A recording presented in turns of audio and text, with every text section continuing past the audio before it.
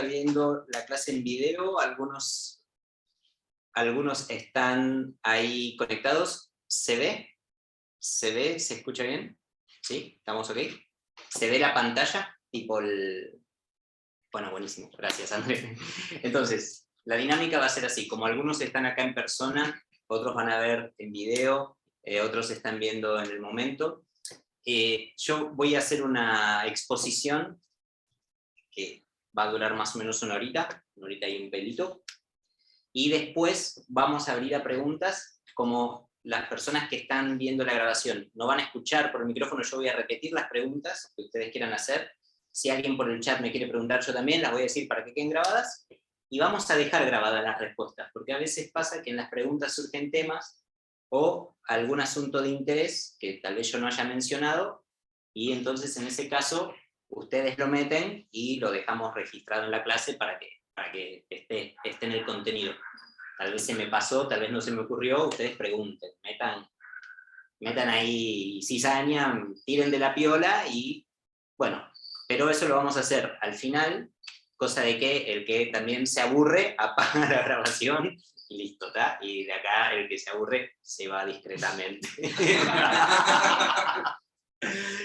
Bueno, me llamo Dani, para quienes no me conocen, Dani Fertan, yo soy el que dirige esta escuela donde estamos, que es la sede Núñez del método de Rosser. Somos un equipo de instructores, está por ahí Agustina y Luciano, que son del equipo, Diego y Gaby también son del equipo, hoy no están. Esta es una escuela que tiene 12 años acá, y yo me dedico a enseñar desde el 2001, 21 años al final. Bueno, el tiempo pasa muy rápido, ni yo lo puedo creer. Bueno, y así que bueno, bienvenidos. Vamos a empezar con los asuntos. Después al final, preguntas, todo así, vamos a arrancar. Algunas cosas tienen presentación, de rato voy a tratar de salir de la presentación también y así nos vemos directamente más en la cara. Bueno, respiración y emociones es el tema. ¿Qué tiene que ver la respiración con las emociones? ¿Tiene que ver la respiración con las emociones? ¿Será que hay alguna relación? Voy a empezar a usar algunas imágenes de refuerzo. Acá he traído algunos ejemplos experimentales de carácter científico. ¿Qué emoción creen que está teniendo esta persona, este angelito que vemos acá? Podemos identificar una emoción, un tipo de respiración. Está sorprendido, la respiración se corta. Veamos otro ejemplo documental también. Este Muppet, ¿qué podemos observar? ¿Qué tipo de emoción estará experimentando este personaje? ¿Y qué tipo de respiración está teniendo? Podemos ver que es diferente a la de mi pobre angelito. Está nervioso, está acelerado, y su respiración, por supuesto, está también acelerada. Veamos un caso más científico también, por supuesto. Y acá vemos otro ejemplo de cómo es la respiración en una situación de pronto de alivio, de tranquilidad. Y nuestra respiración tiende a ser entonces pausada, más larga, con exhalaciones más largas. O sea, hay una relación entre la respiración que nosotros tenemos y las emociones que vamos experimentando, y de eso es de lo que vamos a ver, y por qué un poco y cómo intervenir. La cuestión con la respiración es que es un poco un camino de ida y vuelta, en el sentido de que así como ciertas emociones se ven reflejadas en la manera en la que estamos respirando, alterando la respiración también podemos nosotros trabajar sobre nuestras emociones. Pero para eso tenemos que empezar a aprender muchos aspectos, o algunos por lo menos, que tienen que ver con la respiración, para poder intervenir sobre eso. Entonces vamos a empezar. Lo primero que vamos a ver es cómo respiramos. Para que se den una idea, la capacidad pulmonar que una persona tiene, en promedio, o sea, estos números son siempre estimativos porque varía según el tamaño de la persona incluso, pero lo que se llama la capacidad respiratoria total es en torno a unos 6 litros. Yo traje acá para ejemplificar, estos son más o menos 6 litros, un poquito más. Imagínense que hay personas de tamaños diferentes, pero podemos ver que más o menos más o menos. Pero esto incluye las vías respiratorias y cosas que no necesariamente uno interviene sobre ellas. La capacidad vital, se le dice capacidad vital a lo que uno puede respirar, o sea, puede mover con los músculos respiratorios, pero vamos a ver, más o menos son 4,5 litros, 5 litros, que es más o menos esto. Si vemos, más o menos tiene sentido, tamaño. 4,5 litros, 5 de lo que se llama capacidad vital, es lo que podríamos respirar. ¿Cuánto respiramos normalmente? Y acá viene el asunto. Le saco la etiqueta porque todavía no logré que nadie me sponsore. Medio litro. Medio litro. O sea, de 5 litros que podríamos nosotros mover con cada ciclo respiratorio, lo que solemos usar es 1/10 de esa capacidad. Es muy poco realmente, si estamos hablando de algo que está diseñado para un volumen y que nosotros nos movamos con 1/10 de eso. O sea, hay muchas capacidades del ser humano que son latentes y que nosotros no usamos, pero la respiración estamos a 1/10 de capacidad. Como decíamos el otro día con Valentina, aún así, se hicieron cosas bastante interesantes. Se llegó a la Luna, con 1/10 se llegó a la Luna, algunos hasta tiraron cosas en Marte, se compusieron obras de arte interesantes, está la 9ª Sinfonía, y todo eso con 1/10 y sordo encima de Beethoven, así que imagínense lo que podríamos hacer si empezáramos a ampliar, imagínense.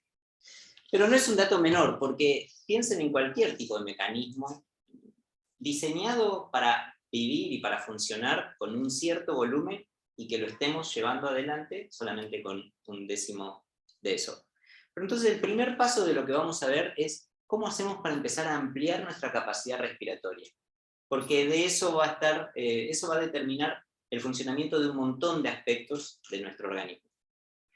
Para empezar a ver el tema de la capacidad respiratoria y cómo ampliarla, tenemos que entender primero que la respiración es una cuestión muscular.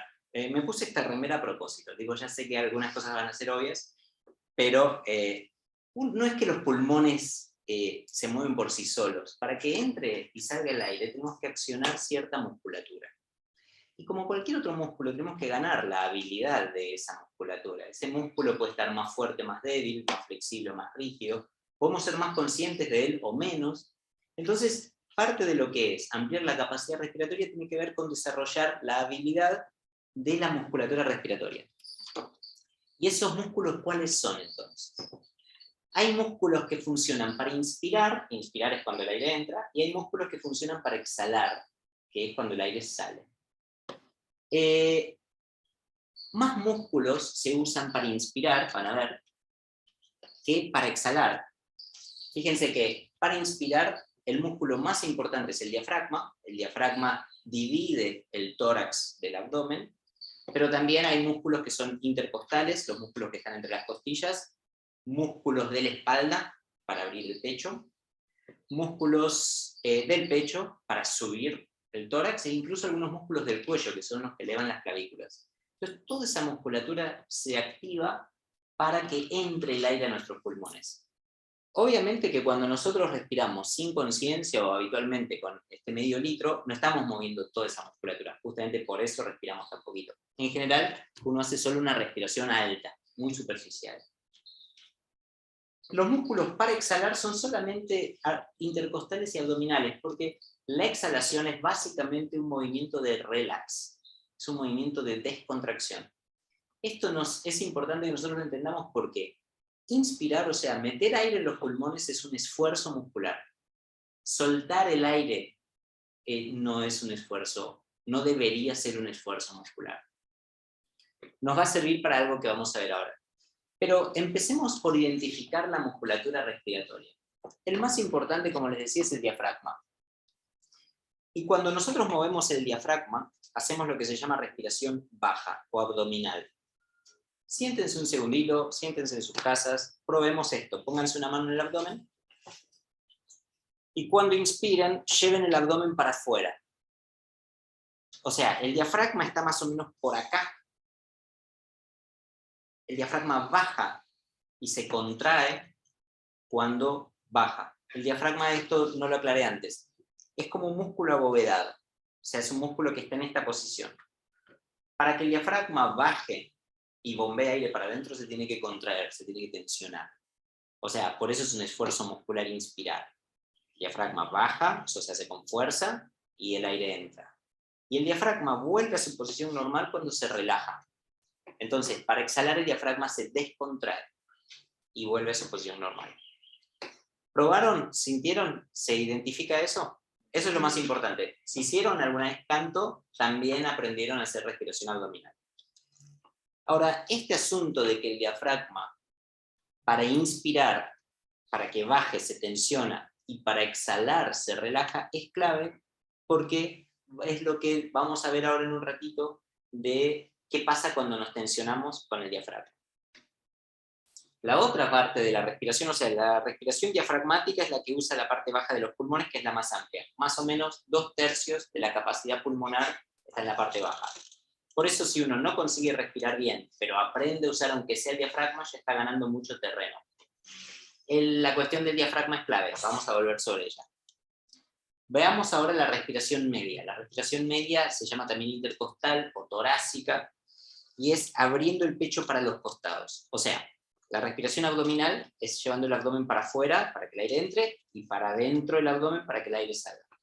El tórax se abre hacia los costados para que el aire entre y vuelve a su posición normal para que el aire salga. También, para abrir el pecho hay que hacer más fuerza, para que vuelva a su posición normal es solo relajar. Vamos a hacer una experiencia ahora, otra vez, siéntense derechos. Vamos a hacer lo siguiente, para ver si logramos identificar el movimiento de las costillas. Manos acá a las costillas, y empujen con las manos hasta que la punta de los dedos se toquen. Que se toquen la puntita de los dedos entre sí. Y ahora, sin que el abdomen se mueva, pongan duro el abdomen, no lo queremos usar ahora, abran el pecho hasta que los dedos se vuelvan a separar. Inspirando y haciendo que los dedos se separen. Y después vuelvan a empujar con las manos las costillas hasta que otra vez la punta de los dedos se toquen y los pulmones se vacíen en la parte media. ¿Se sintió ese movimiento? Pruébenlo de vuelta. Abran el pecho para los costados, no es para arriba, las puntitas de los dedos se separan y cierran, empujan hasta que la punta de los dedos se vuelva a tocar. ¿Se sintió ese movimiento? O sea, hay una movilidad ahí interesante. También mueve bastante aire, pero menos que la zona abdominal. Eso se llama respiración media o torácica o intercostal. Entonces tenemos abdominal o diafragmática o baja, media o intercostal o torácica, y la última que vamos a ver de estas es la alta, que es la que cuando no prestamos atención es la que más hacemos, pero cuando tenemos que prestarle atención es la que más cuesta. Igual no nos interesa mucho porque es la que llena la parte alta de los pulmones, que es la más chiquitita, entonces no hace tanta diferencia tampoco. Pero es con las clavículas. Las clavículas suben, como si fuese el pecho se levanta para arriba, y baja y exhalamos. Estas 3 respiraciones juntas, baja, media y alta, es lo que hacen a la respiración completa. La respiración completa se llama así porque aprovecha la capacidad pulmonar completa. Esa respiración es la que vamos a usar y aprender y entrenar para ir pasando del medio litrito a los 2 botellones que, bueno, obviamente que uno no anda respirando por la calle con, así, tipo con ese volumen, pero vamos a ir avanzando sobre el asunto, con practicarlo un poquito todos los días hace una diferencia gigante. Bien, la respiración completa la voy a explicar porque es la que vamos a usar después y es la que tenemos que tratar de acordarnos para después también. La respiración completa es la que usa la parte baja, media y alta coordinadamente. Entonces, cuando el aire entra, el abdomen sale, el pecho se abre para los costados, las clavículas suben, eso fue una inspiración y los pulmones se llenaron por completo. Cuando el aire sale, las clavículas bajan, el tórax vuelve y el abdomen se hunde. Y ahí los pulmones se vaciaron. Prueben, y ahora les voy a dar unos datos más. Columna derecha, una mano al abdomen, la otra a las costillas. Sientan la respiración, es siempre por nariz, para inspirar y para exhalar. Primero el abdomen sale, después el pecho se abre para los costados y las clavículas suben. O sea, primero el abdomen para inspirar. Y para exhalar, último el abdomen. Y exhalen más. Hay algo que se llama volumen de reserva inspiratorio y otra cosa que se llama volumen de reserva expiratorio. El volumen de reserva inspiratorio es todo lo que podríamos inspirar más de lo que inspiramos. Y el volumen de reserva expiratorio es todo lo que podríamos exhalar más de lo que exhalamos. Para que ustedes se den una idea, nosotros movemos medio litro, pero podríamos inspirar 2,5 litros más y exhalar 1,5 litros más o menos. Ahí dan más o menos la cuenta. Todo esto tómenlo re con pinzas porque re varía. Pero para tener una noción, quiere decir que nosotros haciendo la respiración completa podemos llegar a usar 2,5 litros más de nuestro volumen y la exhalación vaciar 1,5 litros más y después queda lo que se llama volumen de aire residual. El volumen de aire residual es ese volumen de aire que difícilmente expulsamos de los pulmones. Con eso se completan los 5 y pico, 6 litros de total del aparato respiratorio. Pero este volumen de aire residual, que nunca vamos a llegar a vaciarlo totalmente, igual podemos tratar de reducirlo. En general, nosotros vamos a tender a no vaciar los pulmones del todo, porque, como les decía antes, la exhalación es un movimiento de descontracción. Y justamente uno de los asuntos es que el estrés o la tensión impide que nosotros descontraigamos la musculatura, o sea, impide que exhalemos. Y eso hace que nunca terminemos de vaciar del todo los pulmones y nunca se termine de recambiar el aire. Ahora esto es clave para lo próximo que vamos a ver. Voy re bien con la presentación. Digo, yo toco la flechita y digo, ¿qué viene ahora? Sí, bien. ¿Qué pasa con esto? Vamos a ver, tenemos entonces ahora que pasar a nuestro segundo capítulo de la clase. El sistema nervioso y un poquito cómo funciona. I know you know, pero vamos a repasar un poco algunas nociones básicas. El sistema nervioso, bueno, administra todo lo que nos pasa y todo lo que hacemos. La gran mayoría de las cosas que nuestro sistema nervioso administra no somos conscientes. O sea, tenemos que saber que un porcentaje altísimo de las cosas que nuestro sistema nervioso está procesando, nosotros no nos enteramos. Son cosas automáticas o inconscientes. Es curioso porque uno tiende a considerarse a sí mismo como una persona lúcida, una persona consciente, una persona racional. Sin embargo, y esto lo digo para que, digamos, lo digo como algo con optimismo, la gran mayoría de las cosas que hacemos como entes vivientes no las hacemos a propósito. No las hacemos, o sea, las hacemos sin querer, las hacemos sin darnos cuenta. Quiere decir que la puntita del iceberg es lo que nosotros percibimos. O sea, es muy poco. Veamos un poco cómo funciona el sistema nervioso. Hay funciones que son automáticas y funciones que son voluntarias. Técnicamente se llama somático a la línea de sistema nervioso que se ocupa de las acciones hechas conscientemente. Por ejemplo, yo quiero mover un brazo y muevo un brazo, eso fue el sistema nervioso somático, o sea, lo hice a propósito. Y está el sistema nervioso autónomo, que es el que administra todas las funciones involuntarias, las automáticas. Por ejemplo, mi corazón está latiendo en este momento y no lo estoy haciendo yo a propósito, está latiendo solo. Eso es autónomo. Involuntario. Ahora, dentro del autónomo, tenemos acá los famosos simpático y parasimpático. Y esta diferencia tenemos que entenderla un poquito, porque lo simpático, al revés de lo que su palabra podría indicar, es lo que está asociado al estrés. El estrés no es necesariamente algo negativo, ya nos vamos a meter más en detalle, pero está asociado a lo que es la reacción. El parasimpático está asociado a todo lo que es el aquietamiento, el estado de reposo. Estas dos, simpáticas y parasimpáticas, estas dos redes, están en constante tire y afloje entre ellas. Decímelo a mí. Sí, decímelo a mí. Quiere decir que cuando una está muy activa, la otra se inhibe. Y cuando la otra está muy activa, la otra se inhibe. Sigamos avanzando. Después, si nos quedan asuntos en el tintero, los recuperamos, ¿está? Ahora, ¿qué funciones son las que administra cada uno, porque esto es lo que nos va a dar la información de que cuando uno está muy activo, ¿qué es lo que nos pasa? Cuando el otro está muy activo, ¿qué es lo que nos pasa? O que nos deja de pasar cuando está inhibido. El sistema nervioso simpático y el parasimpático son estos dos que vamos a ver. Estas son las funciones que el sistema nervioso simpático en general dispara. La famosa expresión de huir o atacar, o sea, la reacción. Todo lo que es reacción es del simpático. Ante una sensación de amenaza, una percepción de amenaza, ese impulso de huir o atacar es un poquito el disparador de todas las otras. ¿Qué quiere decir? Si yo necesito huir o atacar, se me acelera el corazón para disponibilizar más oxígeno, se me acelera la respiración, se me tensionan los músculos porque yo voy a huir o atacar.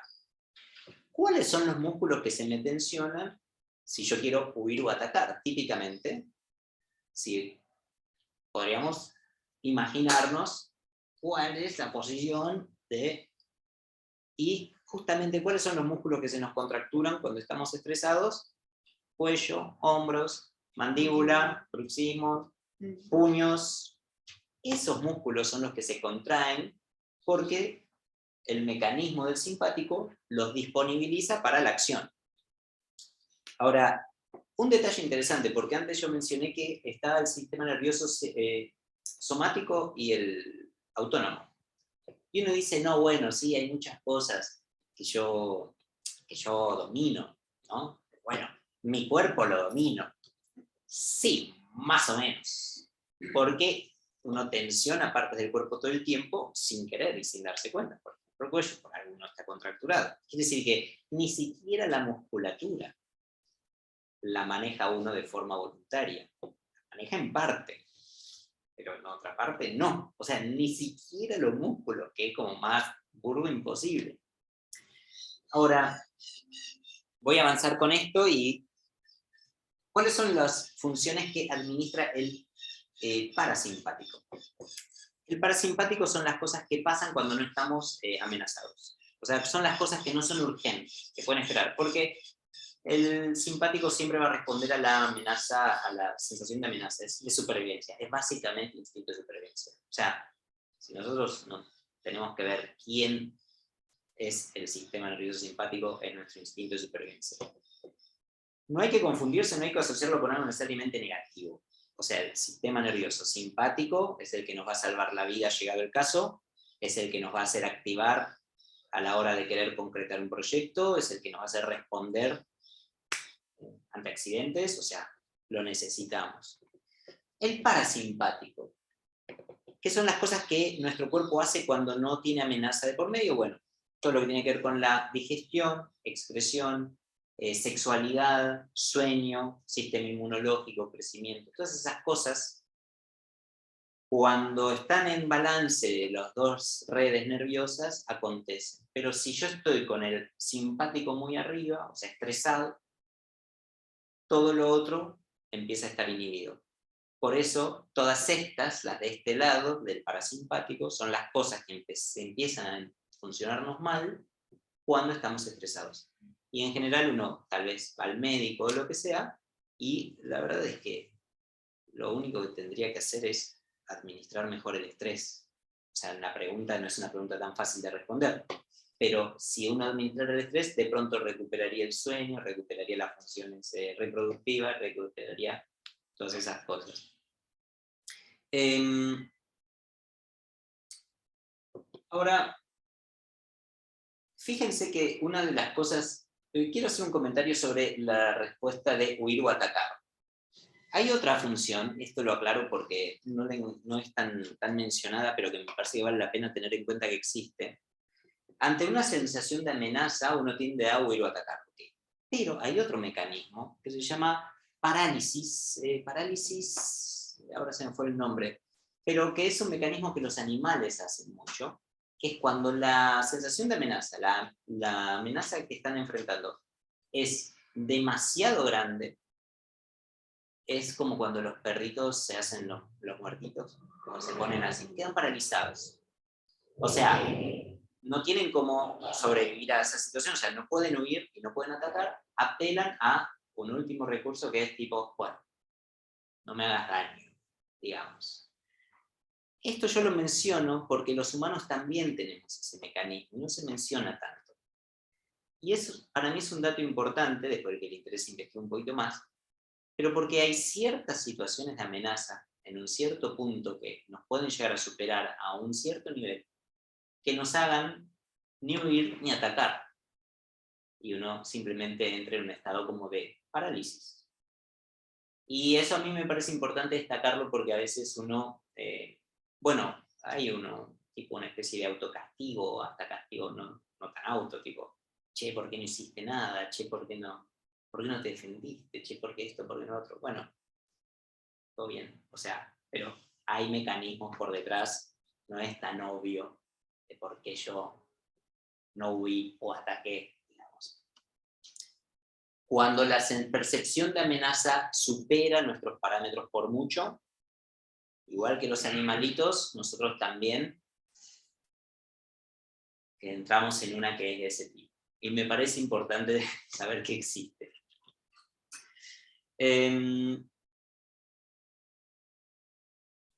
Bueno, tengo la sensación que me estoy salteando algo en este momento, pero sigamos avanzando. Sobre la administración del estrés. El estrés, desde nuestro punto de vista, que es un punto de vista que no es terapéutico, esto quiero aclarar, método de Rose no es terapéutico y no es médico, quiere decir, ni psicológico, o sea, no es nuestro rubro, no es nuestra área. Por más que tal vez hay cosas que coincidan, pueden haber otras que no, pero no es nuestro rubro, no es nuestra formación. Para nosotros el estrés es entendido como el desfasaje entre la percepción de amenaza y los recursos biológicos que disponemos para afrontarla. Ahora, para nosotros es más fácil mejorar los recursos biológicos que disponemos que alterar la circunstancia. O sea, la circunstancia probablemente va a seguir estando ahí y nosotros tenemos probablemente mucho menos poder de acción sobre la circunstancia que es sobre los recursos que nosotros tenemos disponibles para actuar sobre ella. Por poner un ejemplo, si yo de pronto estuviese parado acá y entrara una persona con un arma y me apuntara, a mí me daría un estrés bárbaro, me daría un susto terrible y me sentiría indefenso. Ahora, si esa misma persona entrara con un arma y yo en vez de acá estar sentadito con mis bermudas, estuviese dentro de un tanque blindado, con unas metralletas apuntando, no me daría tanto estrés, digamos. Bueno, no me asustaría, no se me caería el cielo por eso, digamos.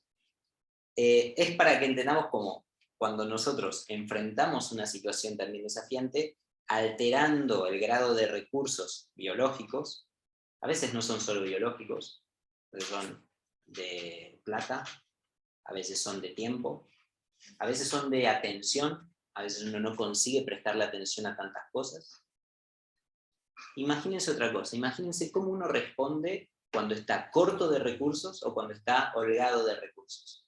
Pensemos, no caigamos en el recurso plata, que es súper evidente y súper determinante. Pensemos en el tiempo. ¿Qué nos pasa cuando sentimos que tenemos poco tiempo y alguien nos requiere? Nuestra paciencia está por el piso, estresa. Bueno, ¿qué pasa cuando nosotros sentimos que tenemos tiempo? O sea, administrar los recursos o tener más recursos es una manera de administrar también el estrés porque achica el desfasaje. Otra manera, que no vamos a ver ahora, pero que también puede ser, es como la circunstancia en general no va a cambiar, pero sí puede cambiar nuestra perspectiva sobre la circunstancia. Ese es otro capítulo, lo vamos a ver en otra oportunidad. Pero una manera de aumentar los recursos tiene que ver con una técnica también, que es la hiperoxigenación, que hoy no vamos a hacer por una cuestión protocolar, pero este ejercicio respiratorio de soplo rápido, que aumenta mucho el índice de oxígeno. El oxígeno, o sea, las células para producir energía necesitan básicamente oxígeno y nutrientes, como si fuese prender un fuego, o sea, el aire y el carbón, el aire y la leña. La leña son los nutrientes que sacamos de los alimentos. El aire es el oxígeno que nosotros metemos con la respiración. Si nosotros estamos con medio litro de aire, o sea, moviendo medio litrito, o sea, moviendo un décimo de lo que nuestra caldera está hecha para funcionar, es como si tuviésemos un fuego ahogado todo el tiempo. Otros casos de fuego ahogado, si la leña es mala, por ejemplo, si yo me alimento con plástico, o sea, si yo me alimento a Yumi Pescaditos, no sé, ¿se acuerdan de Yumi Pescaditos? Digo, ¿cuántos años tenés? Yo con mi Yumi Pescaditos, está. Si yo me alimento con cosas que no son leña, también es como quien prende bolsas de plástico, sale un humo negro, pura toxicidad, y hay poca energía para extraer de ahí. Nuestro cuerpo funciona en ese sentido parecido. Entonces, si nosotros queremos levantar el nivel de energía, de vitalidad, por un lado tenemos que levantar el oxígeno, el comburente, y también ir mejorando el combustible. No va a ser lo mismo si yo necesito energía, si yo tengo que estar lúcido, tengo que estar despierto, no va a ser lo mismo yo me como una naranja a que yo me clave, no sé, hizo el mondongo.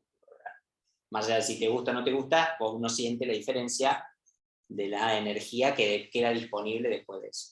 Es como de leña y aire.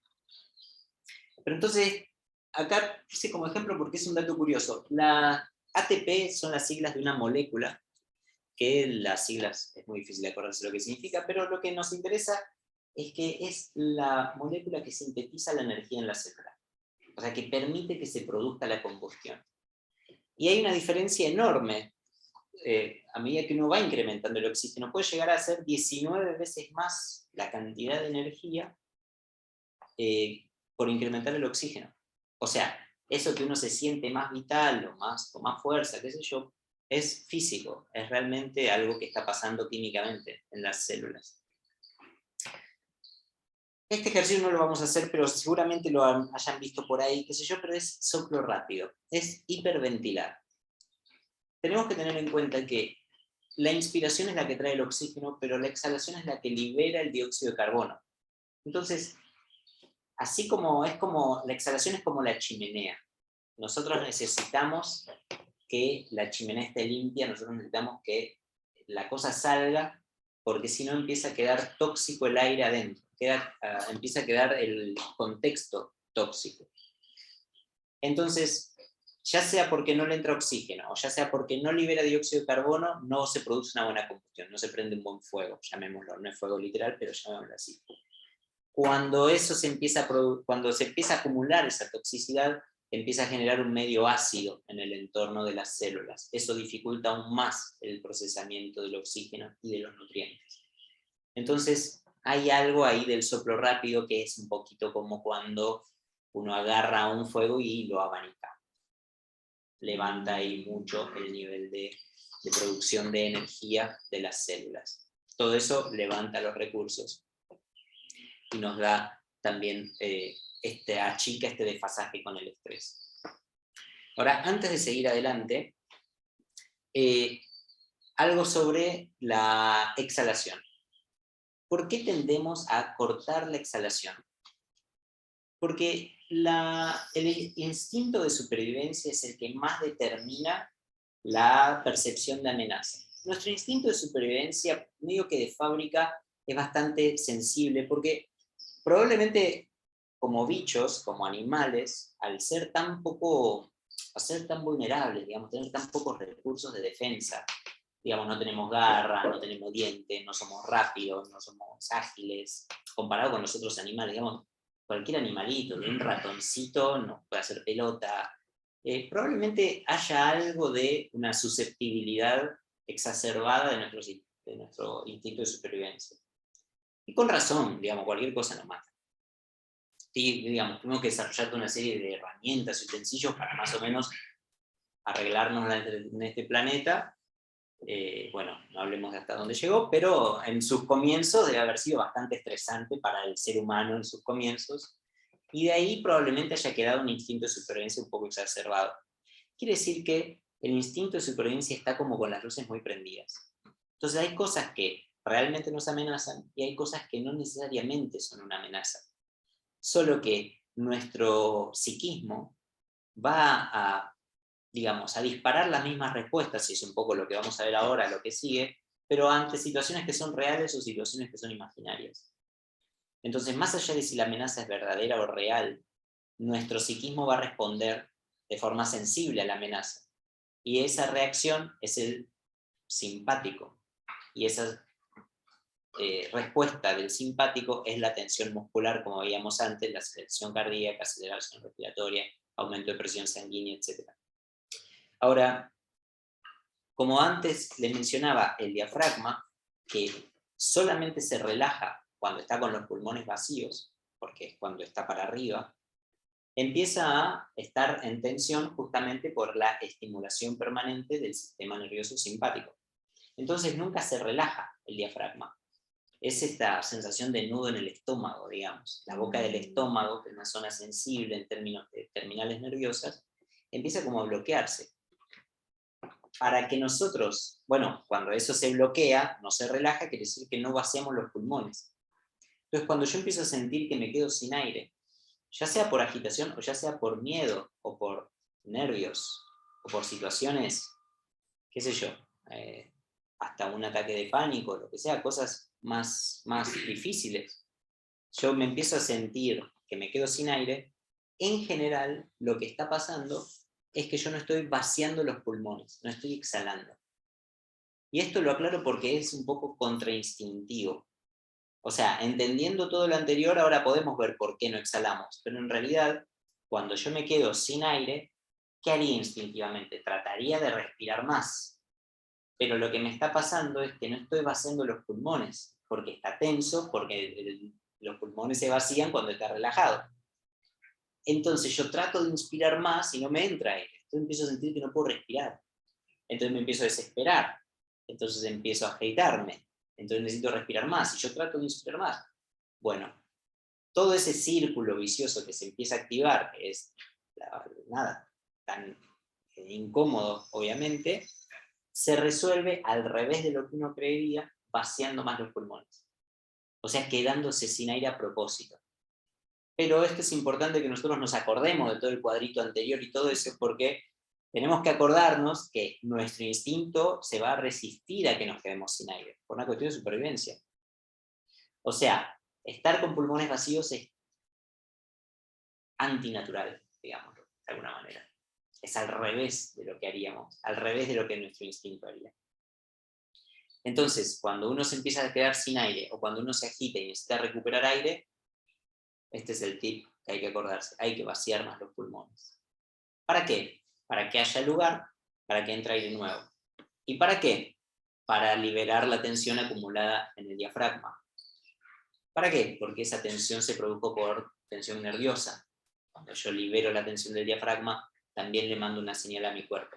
Ese es el próximo tema, es la cosa de ida y vuelta, pero antes de meternos en eso. Entonces, esta cosa de la exhalación es clave, y para eso el diafragma es clave. Me olvidé de un asunto importante volviendo a lo del sistema nervioso. ¿Qué tiene que ver con la respiración? El diafragma, o sea, ¿se acuerdan? Simpático, parasimpático, ¿sí? Dos líneas del sistema nervioso. Ahora, hay otro nervio que es conocido, en algunos casos se llama nervio vago. Nervio vago es un nervio que, entre otras cosas, se dedica a equiparar, a equilibrar los dos sistemas. Ahora, el nervio vago viene, bueno, todos salen del cerebro, digamos, del sistema nervioso central, va por la médula, y cuando llega más o menos a la boca del estómago, se abre, va una rama para adelante, otra rama va para atrás. Y el diafragma, que si nosotros lo viéramos transversal, lo encontramos por la boca del estómago, engancha con unas costillas y va por atrás, o sea, llega a la cintura. Cuando nosotros lo movemos, estimula por masaje ese nervio. Entonces, como ese nervio se ocupa de equilibrar la función entre esas dos, y casi siempre vamos a estar con el sistema simpático más activo, como si fuese una tendencia al estrés, lo que uno siente cuando respira con el diafragma es, estoy más tranquilo. Ahora, si uno estuviese al revés, si uno necesitara activar porque está demasiado pancho, demasiado planchado, también funcionaría, porque el estímulo del diafragma equipararía. Entonces, la respiración, al principio, uno tiende a sentir que te relaja. Ya, estoy más tranquilo. Es cierto, pero después de un poquito de práctica, la misma respiración y la misma técnica es la misma que te va a activar. a dar más fuerza, más dinamismo, más vitalidad. O sea, se ocupa de mantener ecualizado el funcionamiento de esos dos, y en eso también el diafragma es clave su funcionamiento por una cuestión de fisiología, de dónde está ubicado y qué estímulos produce cuando logramos moverlo. Ahora, ¿qué pasa? Solemos tenerlo bloqueado, solemos no conocerlo, todo eso se va perdiendo también. O sea, estamos viendo un poquito lo que nunca logramos hacer, justamente por todo esto que estoy mencionando. Pero por eso el tema del diafragma es tan importante y funciona tanto como una llave. Ahora, entrando a la tercera parte de nuestro capítulo, bueno, esta es la conclusión de lo anterior, perdón, me salté esta idea. Lo voy a retomar. La idea de aumentar los recursos biológicos disponibles, que es como estrategia para administrar el estrés, también empieza a cambiar nuestro paradigma, que suele ser de escasez. No tengo tiempo, estoy cansado, no me da la cabeza, no tengo ganas, no esto, no tengo lo otro, no me alcanza, no. Ese es un paradigma, eso es una manera de ver las cosas. Ahora, cuando uno consigue empezar a tener recursos, a poder generar recursos, claro, la pregunta es cómo, pero cuando uno empieza a lograr generar recursos, la respuesta al cómo es todo lo que estamos viendo, pero cuando uno empieza a tener recursos, empieza a dar una sensación, sí, un cambio, un paradigma de tener con qué.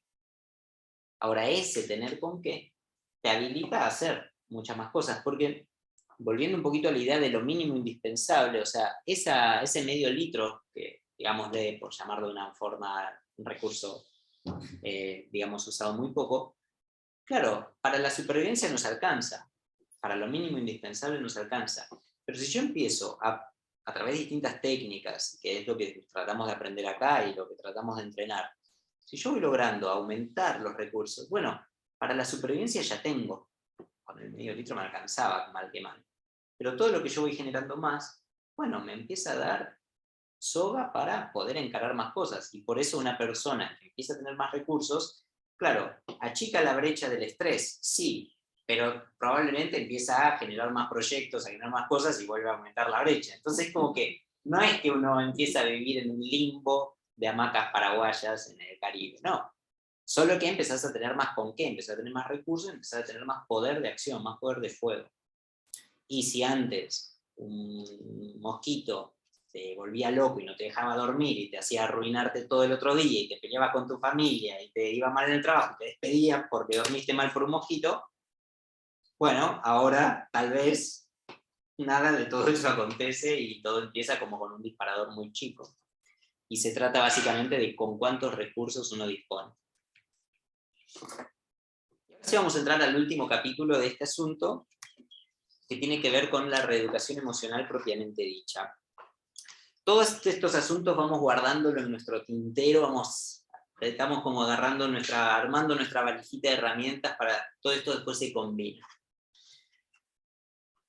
Así como vimos al principio en nuestros experimentos científicos de cómo ciertas emociones se ven reflejadas en ciertos mecanismos biológicos, por lo del sistema nervioso, algo que se da es que nuestro sistema nervioso es de ida y vuelta. Quiere decir que capta informaciones de la periferia y las manda al centro, y del centro vuelve y va hacia la periferia una respuesta. Va todo el tiempo en ida y vuelta. Ahora, para entender cómo la respiración puede intervenir sobre este mecanismo, vamos a usar una idea que se desarrolló en la década del 50, cambió mucho a lo largo de los años, pero para esto nos sirve, que tiene que ver con las tres naturalezas del cerebro.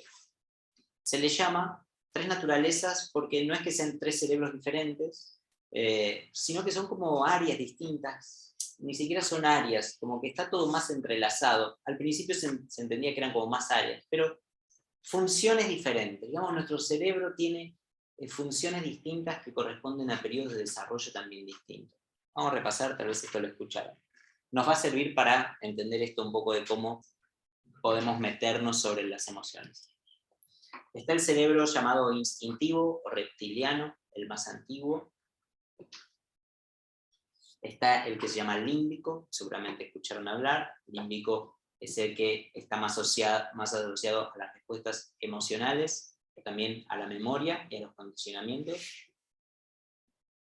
Y está el que se conoce como cerebro cognitivo o el cerebro de relación, es el cerebro racional.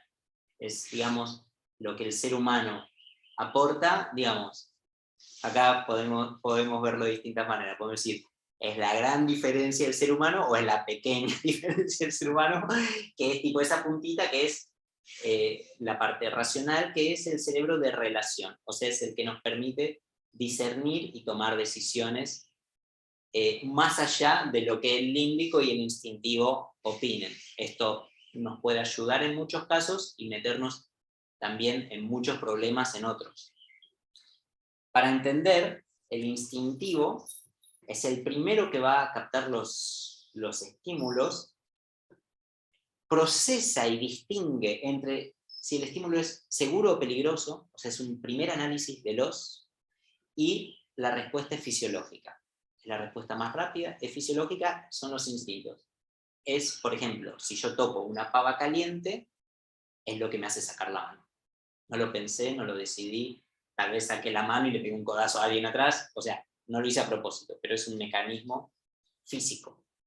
Ese es el más rápido, ese es el instinto que reacciona primero. El límbico, asociado a las emociones, es el que va a digamos, asignarle a esa primera evaluación, si fue peligroso o seguro, le va a etiquetar con agradable o desagradable. Lo peligroso lo va a estar en general asociado a lo desagradable, lo seguro a lo agradable. Pueden haber diferencias en esto, ahora vamos a ver un ejemplo interesante, pero ¿para qué hace esto? Porque en la memoria va a quedar registrado si tal estímulo fue seguro o peligroso como alguna sensación placentera o no placentera. Y de esta forma también ahí es donde se van generando también los condicionamientos. O sea, si cuando yo era chico me mordí un perro, mi instinto lo catalogó como inseguro, como peligroso, le asignó una etiqueta de desagradable, y yo la próxima vez que veo un perro, mi memoria automática, va a no gustarle los perros. ¿Pero por qué si no te hace nada? No te gustan los perros. Es un condicionamiento. O sea, el tema de la experiencia, lo agradable y desagradable, y la memoria, esas son las variables, esa es la ecuación que trabajan sobre los condicionamientos. Y la respuesta es de tipo emocional, o sea, me gusta o no me gusta. El cognitivo es el que marca el que tiene la capacidad de discernir, de tomar la decisión, a propósito, de tomar la decisión voluntaria. Y es la intervención mental, es nuestra intervención racional. Quiere decir, yo puedo haber algo desagradable, pero mi aspecto cognitivo lo hace igual, porque él decide más allá de todo lo anterior. Ahora, lo voluntario y lo involuntario aparece recién al final. El primero que responde es el instinto, el siguiente es esa respuesta emocional, digamos, esa traducción al emocional. Ahí se distingue entre emociones y sentimientos, digamos que la emoción es el impulso más primario, el me gusta, no me gusta, ahí están catalogadas, pero son como las emociones más básicas, sorpresa, susto, tristeza, etc. Después de ahí se generan lo que se llaman sentimientos. El sentimiento es como si fuese un desarrollo de esa emoción primaria que ya está más asociada a la experiencia personal. O sea, yo le asigno la melancolía, o me pone así, o me pone así, bueno, ya.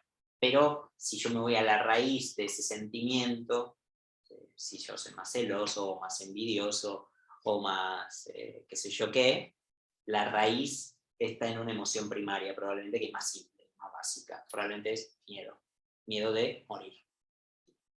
Tipo, nada, no quiero quedarme sin plata porque tengo miedo de morir. O sea, en última se va para atrás y termina yendo al instinto de supervivencia. O instinto de reproducción. También puede aparecer, es un instinto muy fuerte, pero es interesante distinguir cómo entre el instinto de reproducción y el instinto de supervivencia muchas veces gana el instinto de reproducción. O sea, al instinto de supervivencia le puede llegar a ganar el instinto de reproducción, que es cuando uno, por más que sabe que está metiéndose en quilombo, va igual. ¿Entendés? ¿Qué quiere decir? Tipo, che, mirá, si te descubren, te matan. Y a vos no te importa. ¿Qué onda? Eso es el instinto de reproducción ganándole al instinto de supervivencia. Pero fuera de esos casos, el instinto de supervivencia manda. En el ejemplo, para darle otra vez el poder al instinto de supervivencia que le corresponde. Yo tengo acá un cuarto kilo de helado, medio kilo de helado, y al lado una serpiente venenosa, probablemente yo atienda primero a la serpiente venenosa y después deje el helado.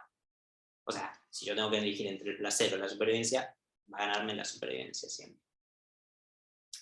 Ahora, ¿cuál es el tema de verlo desde este lado el asunto? Es entender que tenemos como una cadena de respuestas condicionadas, casi siempre, que son como automáticas hasta que llegan a la última parte, que es donde nosotros tenemos la capacidad de intervenir. Y es curioso porque esto en un experimento se midió cuánto tardaba, es un dato curioso. Tómenlo recompensas porque varía según el cerebro de cada uno también. Pero para que tengamos una idea anecdótica, es poquito tiempo, es como 1/3 de segundo, pero hay un tiempo que tarda.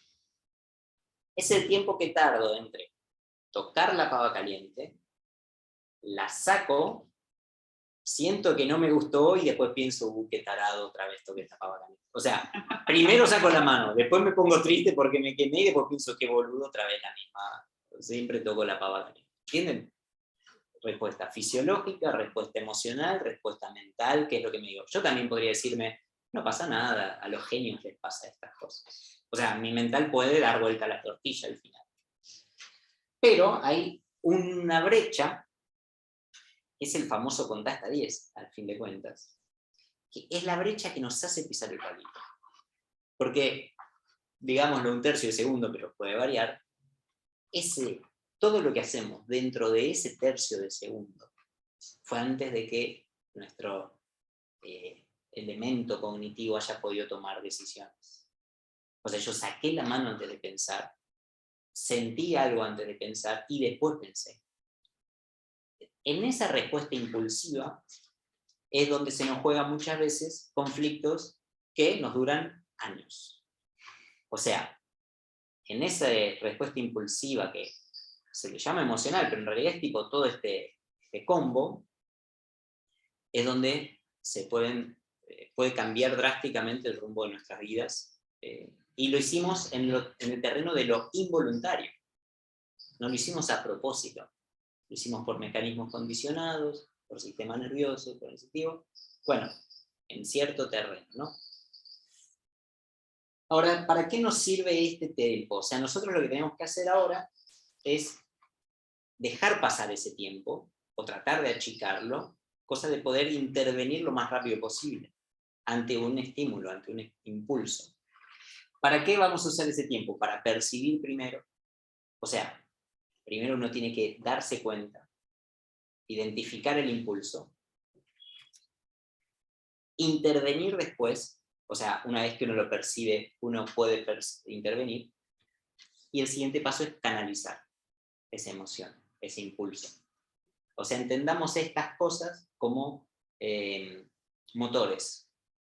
Digamos, ante un estímulo, nuestro sistema activa motores. Activa el instintivo, activa las emociones y activa el cognitivo, para que vos, son todos recursos. La ventaja y la desventaja a la vez del ser humano es que a veces el instinto puede patear para un lado, el emocional puede patear para otro y el mental para otro. Entonces ahí es donde se nos arma, es el famoso llamado libre albedrío. Está bien, está buenísimo, pero también es justamente el que a veces nos mete en problemas. O sea, como se dice, un durazno no duda de ser un durazno. No se hace pregunta. Un durazno es un durazno al 100%, y un perro tampoco. O sea, un animal es un animal. No está preguntando qué quiere ser cuando sea grande, no sabe si el papá espera otra cosa de él. O sea, es un perro, vive, come, duerme. Y nosotros tenemos esto de que podemos decidir cosas. Bueno, está buenísimo, pero hay que saber un poco qué hacer con eso porque puede meternos en serios problemas. Y la idea de canalizar tiene que ver con aprender recursos para que las emociones no tratemos de reprimirlas, que es lo que en general aprendimos. O sea, todos estamos cortados con una tijera que tiende a generar, a manejar las cosas desde lo represivo. O sea, aprendemos a manejar las cosas desde lo represivo. Todo.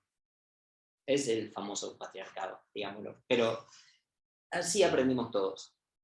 Todo lo resolvemos desde, digamos, con una estrategia general que apunta a lo represivo, al dominio. Tipo, ¿quién gana? ¿Quién domina a quién? No porque te van a pasar por encima, no porque no vas a ser, vos tenés que ser el número uno, no porque qué van a pensar de vos, tenés que controlar la situación. Bueno, todo eso es represivo, porque todo eso lo que hace es que ciertos impulsos que no le nacen, los administre y los procese de formas que los bloquean. Si te duele, no hay dolor. Si estás triste, no puedes llorar. Bueno, ¿qué hacemos igual con eso? Por eso sigue estando. Más allá, sin hilar fino en ese tipo de sistema en el cual todos vivimos, bueno, te terminas saltando por algún lado. Te saltan las chavetas 1 año, 2 años, 10 años después, 60 años después, pero algún día te saltan las chavetas, o nunca, y no sé qué es peor, tal vez mejor, no sé. Pero, bueno, no funciona, te terminas saltando por algún lado. ¿Qué hacemos en vez de eso? Porque igual no podemos, no necesariamente queremos que los impulsos que nos salen, o sea, no necesariamente los impulsos que nos salen nos llevan para donde queremos ir. Pero no los puedo reprimir. O sea, no vale reprimir, digamos, sería buenísimo no tratar de no reprimir. Pero entonces, ¿qué hago? Bueno, canalizar es una manera de agarrar el impulso cuando todavía es débil suficiente y uno puede direccionarlo para otro lado. Es decir, no lo anula, no lo deja ir para donde vaya arbitrariamente, pero uno lo tiene que agarrar cuando es apenas un vector débil. Imagínense una avalancha antes de que se derrumbe barranca abajo.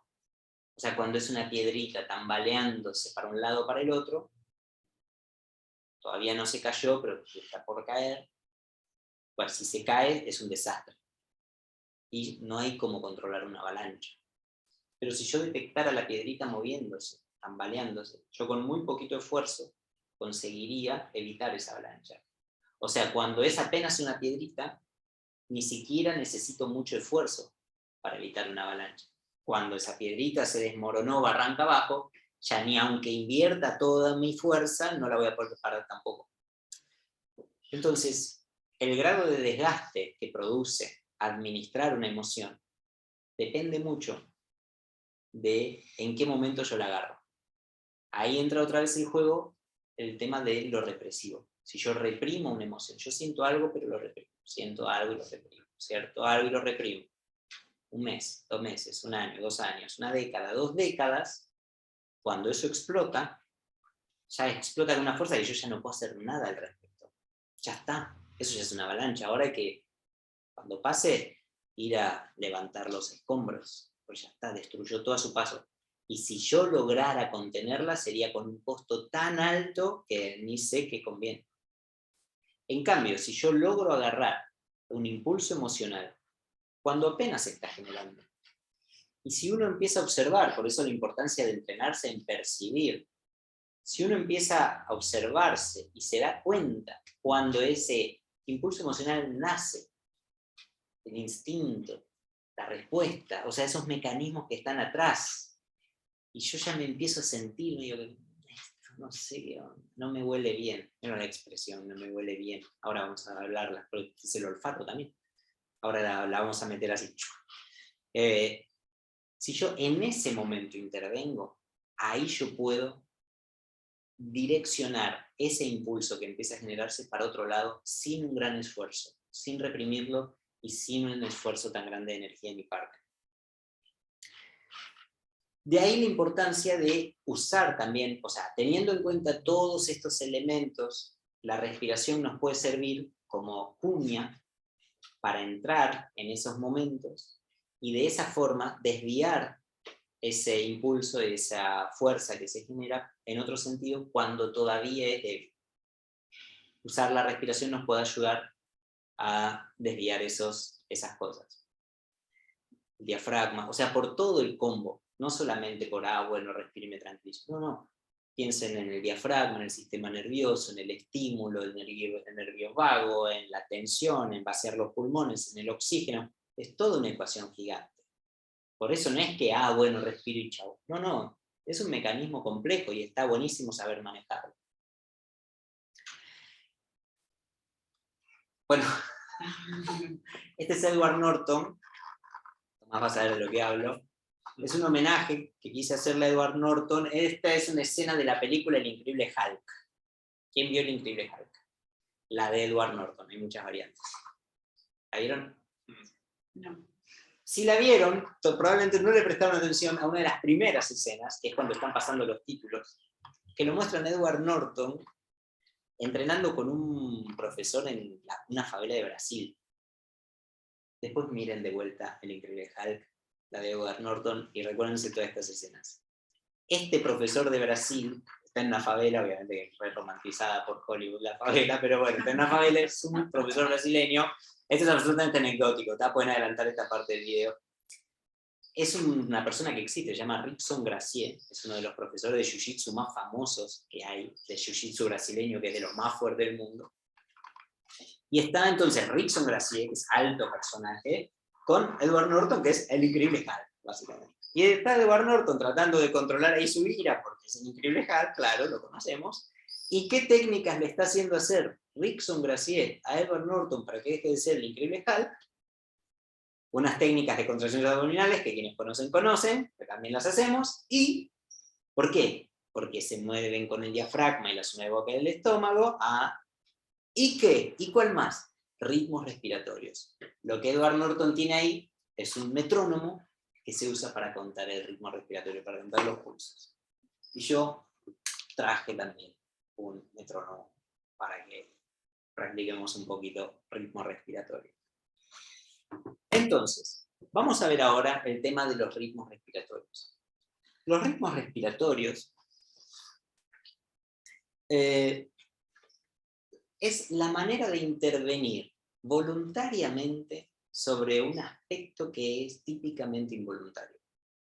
El ritmo respiratorio es agarrar a la respiración, que puede ser tanto automática como voluntaria, o sea, yo puedo respirar sin querer, puedo respirar aunque yo no haga nada al respecto, o puedo respirar a propósito.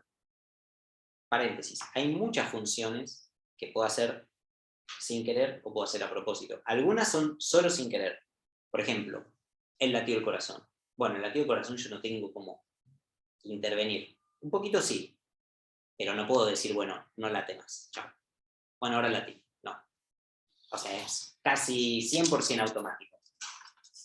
El brazo, bueno, es bastante a propósito, pero también ya vimos, en la parte no. La respiración es una de esas funciones que nos permite pisar en los dos terrenos. Y eso es lo que la hace un poquito esta llave para meterse desde lo voluntario sobre lo involuntario. Otra función que puede ser tanto voluntaria como involuntaria, ¿quién se lo ocurre? Pensamiento, ¿no? Correcto. Ejemplo sofisticado, pero yo les iba a tirar el parpadeo. La competencia en la primaria. Bueno, la segunda a veces es más grande. Pero el pensamiento también.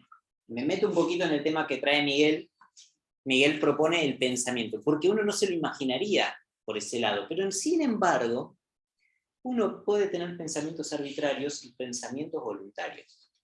O sea, yo si me dejo, o sea, mi cabeza está todo el tiempo pensando cosas, la de todos nosotros, quiero que sepan, para tranquilidad de muchos, que la naturaleza del cerebro es la dispersión, o sea, el cerebro es disperso por naturaleza, está permanentemente procesando estímulos y generando estímulos. Entonces yo me dejo, está pensando cosas, pavadas, algunas muy importantes, otras no, arbitrario, es un pensamiento arbitrario. Pero si yo quiero, puedo decidir qué pensar. Ahí es el cognitivo. O sea, el tema del discernimiento, de decidir, es el aspecto cognitivo. Entonces, el pensamiento también puede ser una función biológica, porque de nuestro cerebro, automática o voluntaria. No es tema de hoy, pero sí nos interesa eso porque tiene que ver con lo que hacen los deportistas de alto rendimiento cuando mentalizan. En realidad no necesitan hacerlo los deportistas de alto rendimiento, lo podemos hacer todos. Pero cuando un deportista de alto rendimiento usa estas técnicas que se llaman de mindset o de mentalización o de visualización de objetivos, lo que está haciendo es desarrollando una especie de imaginación voluntaria. En vez de estar volando con los pajaritos y imaginando cosas, o cuando uno sueña que ve cosas pero que no las decide, uno decide qué pensar. Solo un spoiler sobre el tema de mentalización, que sería de otra charla, pero para que nosotros entendamos cómo funciona eso del pensamiento voluntario, se basa en el principio de que nuestro sistema nervioso está diseñado de tal forma que se adapta a la realidad. Se adapta. Entonces somos, como seres vivos, tenemos la capacidad de adaptarnos a la realidad. ¿Cuál es el truco? Que no distingue realidad de fantasía. O sea, y con esto cierro, no me quiero extender demasiado, pero si yo tengo hambre y me ponen una pizza de Fugaceta delante, mi cuerpo responde de una forma, ¿no? Digo, bueno, empieza a salivar, a hacer ruido la panza, como que dice, bueno, ok, vamos a comer. Ahora, si yo tengo hambre y me imagino una pizza de Fugaceta, no la veo, me la imagino con suficiente intensidad, mi cuerpo va a responder de la misma manera. Y eso es loco, porque quiere decir que los mismos, o sea, que va a producir ácido gástrico, va a generar movimiento, o sea, puede ser muy copado, puede ser muy nocivo. Si yo, volvamos al ejemplo anterior, si yo cada vez que me asusto, corto la respiración, se acelera el corazón, se me aumenta la presión sanguínea, por una amenaza que yo percibo, todos esos mismos mecanismos se van a dar si esa amenaza es imaginaria, de la misma manera. O sea, si yo veo un monstruo me voy a asustar, pero si yo creo que hay un monstruo, también. Y me va a pasar exactamente los mismos mecanismos. Y muchas de las cosas que nos estresan terminan siendo amenazas imaginarias. Quiere decir, no son amenazas de vida o muerte, son amenazas discretas, solo que sostenidas a lo largo de mucho tiempo. Y cualquier persona que te mira de afuera, le dice, che, pero no pasa nada, es un mail. No es nada. No pasa nada. Esa cuenta de NOR no es nada. No te preocupes. Sí, ya sé. Pero uno sigue viendo, ¿entienden? Es un monstruo imaginario. El problema con lo imaginario, pero también la ventaja, si uno lo sabe usar, es que el cuerpo va a responder exactamente igual. Como en general no estamos entrenados en pensar lo que queremos, ni sentir lo que queremos, o sea, uno siente y no decide. Digo, si algo me da miedo, no me da miedo a propósito. Me da miedo sin querer. Digo, también, che, no te asustes por eso, sí, que me asusto a propósito, me da miedo que haga. No pienses eso. Bueno, si uno aprende a pensar de forma voluntaria, entonces uno puede usar ese mismo mecanismo, pero a favor. Eso es tema de otro asunto, porque corre el riesgo del autoengaño. Y ahí ya tenemos que ver más en detalle. ¡Ah, mira lo que pasó! La felicidad. Pues, creo que alguien quería ir al baño. Bueno, vino alguien que se vino la emoción. Ah, ok, buenísimo. Acá está Lucerito, mi perrita. Oh. Entonces, bueno, no me quiero ir tanto por las ramas, pero es un tema muy interesante, que es cómo producir un pensamiento voluntario que produzca efectos que nos sirven sin caer en el autoengaño. Sin caer en el estoy bien, estoy bien. Digo, no, para. Digo, tampoco sirve. Pero ese es asunto de otra conversación, no me quiero también explayar, solo que es muy interesante. Bueno, volviendo para atrás, los ritmos respiratorios son un ejemplo más de cómo yo puedo intervenir voluntariamente sobre algo que suele ser involuntario. Los animales no controlan la respiración, respiran, inspiran y exhalan, inspiran y exhalan. Pero nosotros, que tenemos nuestro gran orgullo, el racional, podemos decidir cómo respirar, y podemos intervenir en las fases de la respiración, que no son solamente 2, como cualquier animalito, sino que son 4. Inspirar, retener con aire, exhalar y retener sin aire. Esas son las 4 fases de la respiración. Cuando nosotros le asignamos un tiempo específico, una proporción a cada una de esas 4 fases, se llama ritmar la respiración. Hay muchas opciones de ritmos respiratorios, pero en líneas generales, a grandes rasgos para uno entender, cuando hacemos hincapié en inspirar y retener con aire, estamos activando. Acuérdense, inspirar, retener con aire es esfuerzo muscular, es el simpático, es tensión, es reacción, activa. La exhalación y la permanencia con pulmones vacíos tiende a aquietar. La exhalación es diafragma para arriba, relajado, parasimpático, todo lo que vimos antes. Entonces, si yo aprendo ritmos respiratorios y me acuerdo de esto, si un día yo necesito estar más pila, sé que puedo usar un ritmo respiratorio que haga más énfasis en inspirar y retener con aire. Si yo necesito bajar un poquitito, estoy como muy acelerado, acabo de dar un curso, lo que sea, entonces tal vez me viene bien hacer un ritmo que tienda a exhalar más, a vaciar más los pulmones, a hacer permanencia con pulmones vacíos. Y con eso yo puedo decidir. Hay ejemplos de ritmos respiratorios, les muestro todos y ahora vamos a practicar. Ritmo 1-1-1, o sea, si no menciona la retención sin aire, es que no hay. Es un tiempo para inspirar, un tiempo para retener, un tiempo para exhalar. Parejo, sin retención sin aire. El 1 indica la proporción.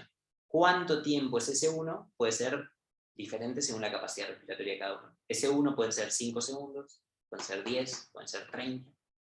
Cada uno tiene una capacidad pulmonar distinta y la va a tener que adaptar según su capacidad pulmonar, pero lo que el ritmo nos está diciendo es el mismo tiempo que uses para inspirar, el mismo para retener, el mismo para exhalar. Cuando nos sentimos estresados, palpitaciones, tipo, en casos que estamos como necesitando, este ritmo se puede usar con medidas bajas o incluso no retener con aire. Solo inspirar y exhalar, pero que dure el mismo tiempo. Ya esa conciencia de la respiración y esa adaptación ya corta el circuito que se retroalimenta con el estrés y todo eso. Entonces este es un ritmo bueno para empezar. Podríamos hacer un ritmo que duplique el tiempo con pulmones llenos, nos va a dar más fuerza. Un ritmo que duplique la exhalación, bueno, va a bajar un poquitito, nos va a hacer vaciar más los pulmones. Y una última opción, hay más opciones, pero estas son las básicas. Un ritmo que tiene el mismo tiempo para inspirar, retener con aire, exhalar y retener sin aire. Eso se llama ritmo cuadrado. Este ritmo cuadrado tiene la peculiaridad de que nos hace quedarnos con pulmones vacíos y no respirar. En términos instintivos, o sea, desde el punto de vista de lo instintivo, esto es lo más a contramano que hay. O sea, vaciar los pulmones y no volver a inspirar, desde el punto de vista del instinto de supervivencia, es como decir, che, ¿qué onda?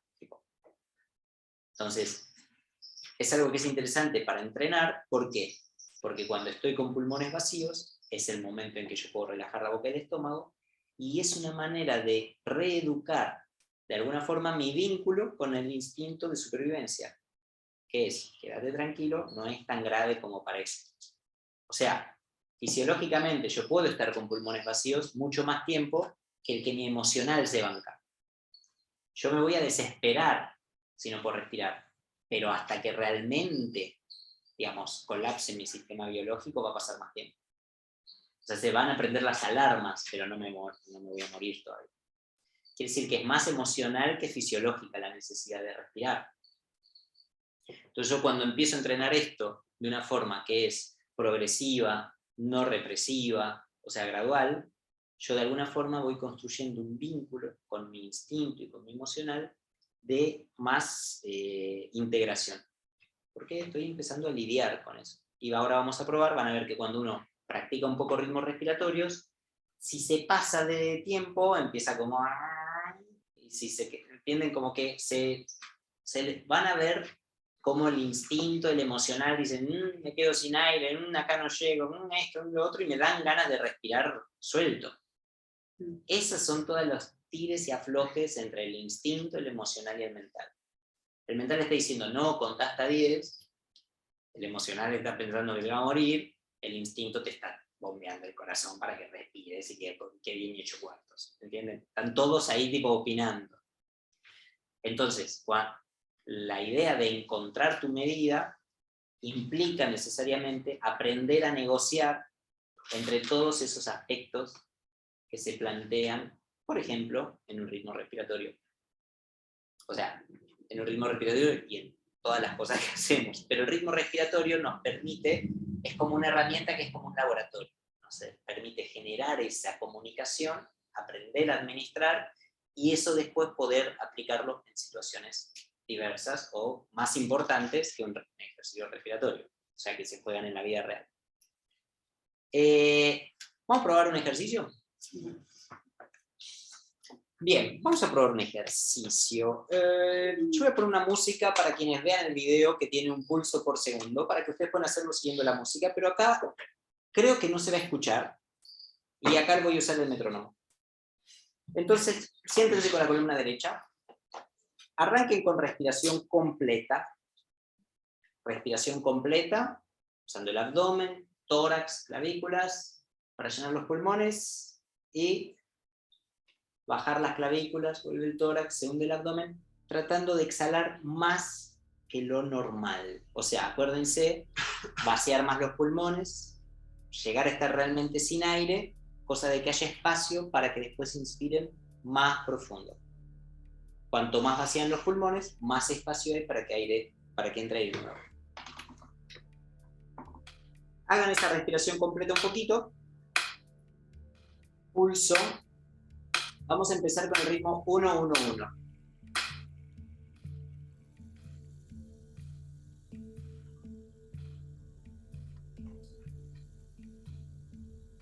Ahí va.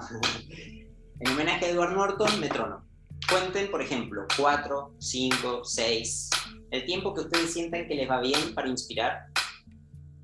Retengan con pulmones llenos el mismo tiempo y exhalen en el mismo tiempo. Entonces, encuentren cuál es la medida que para ustedes va bien, cosa de poder sostener esa proporción.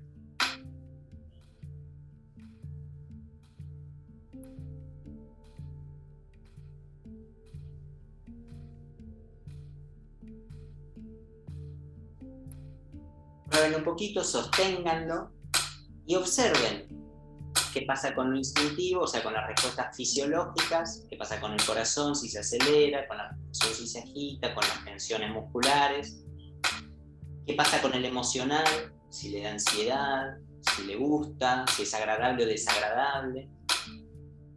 Y el mental es el que está proponiendo la consigna, digamos.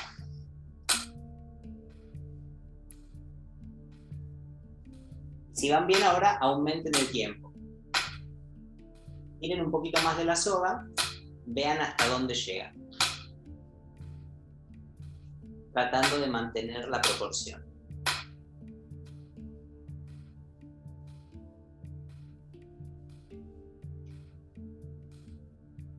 Un poquito más.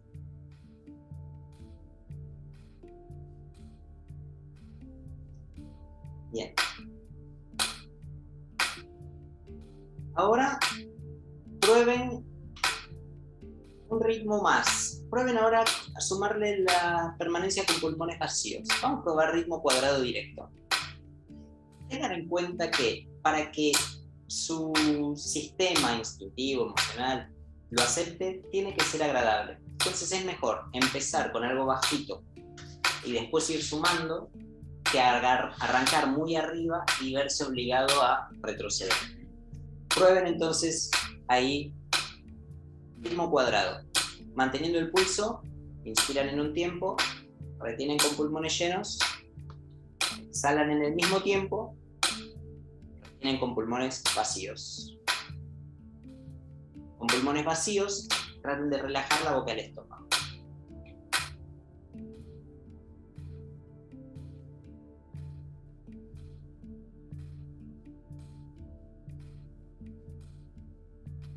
Traten de sostenerla un poco.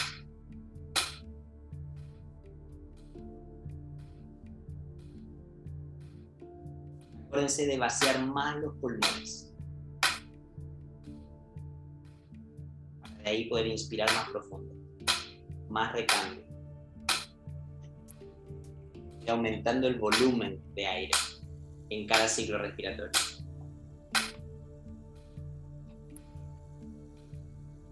Un ciclo más.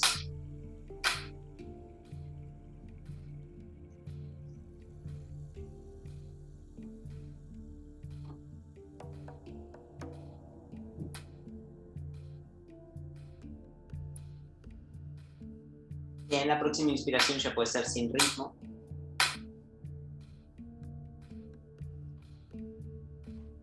Bien. Terminando ahí el ejercicio. Bueno, ¿pudieron? ¿Se logró?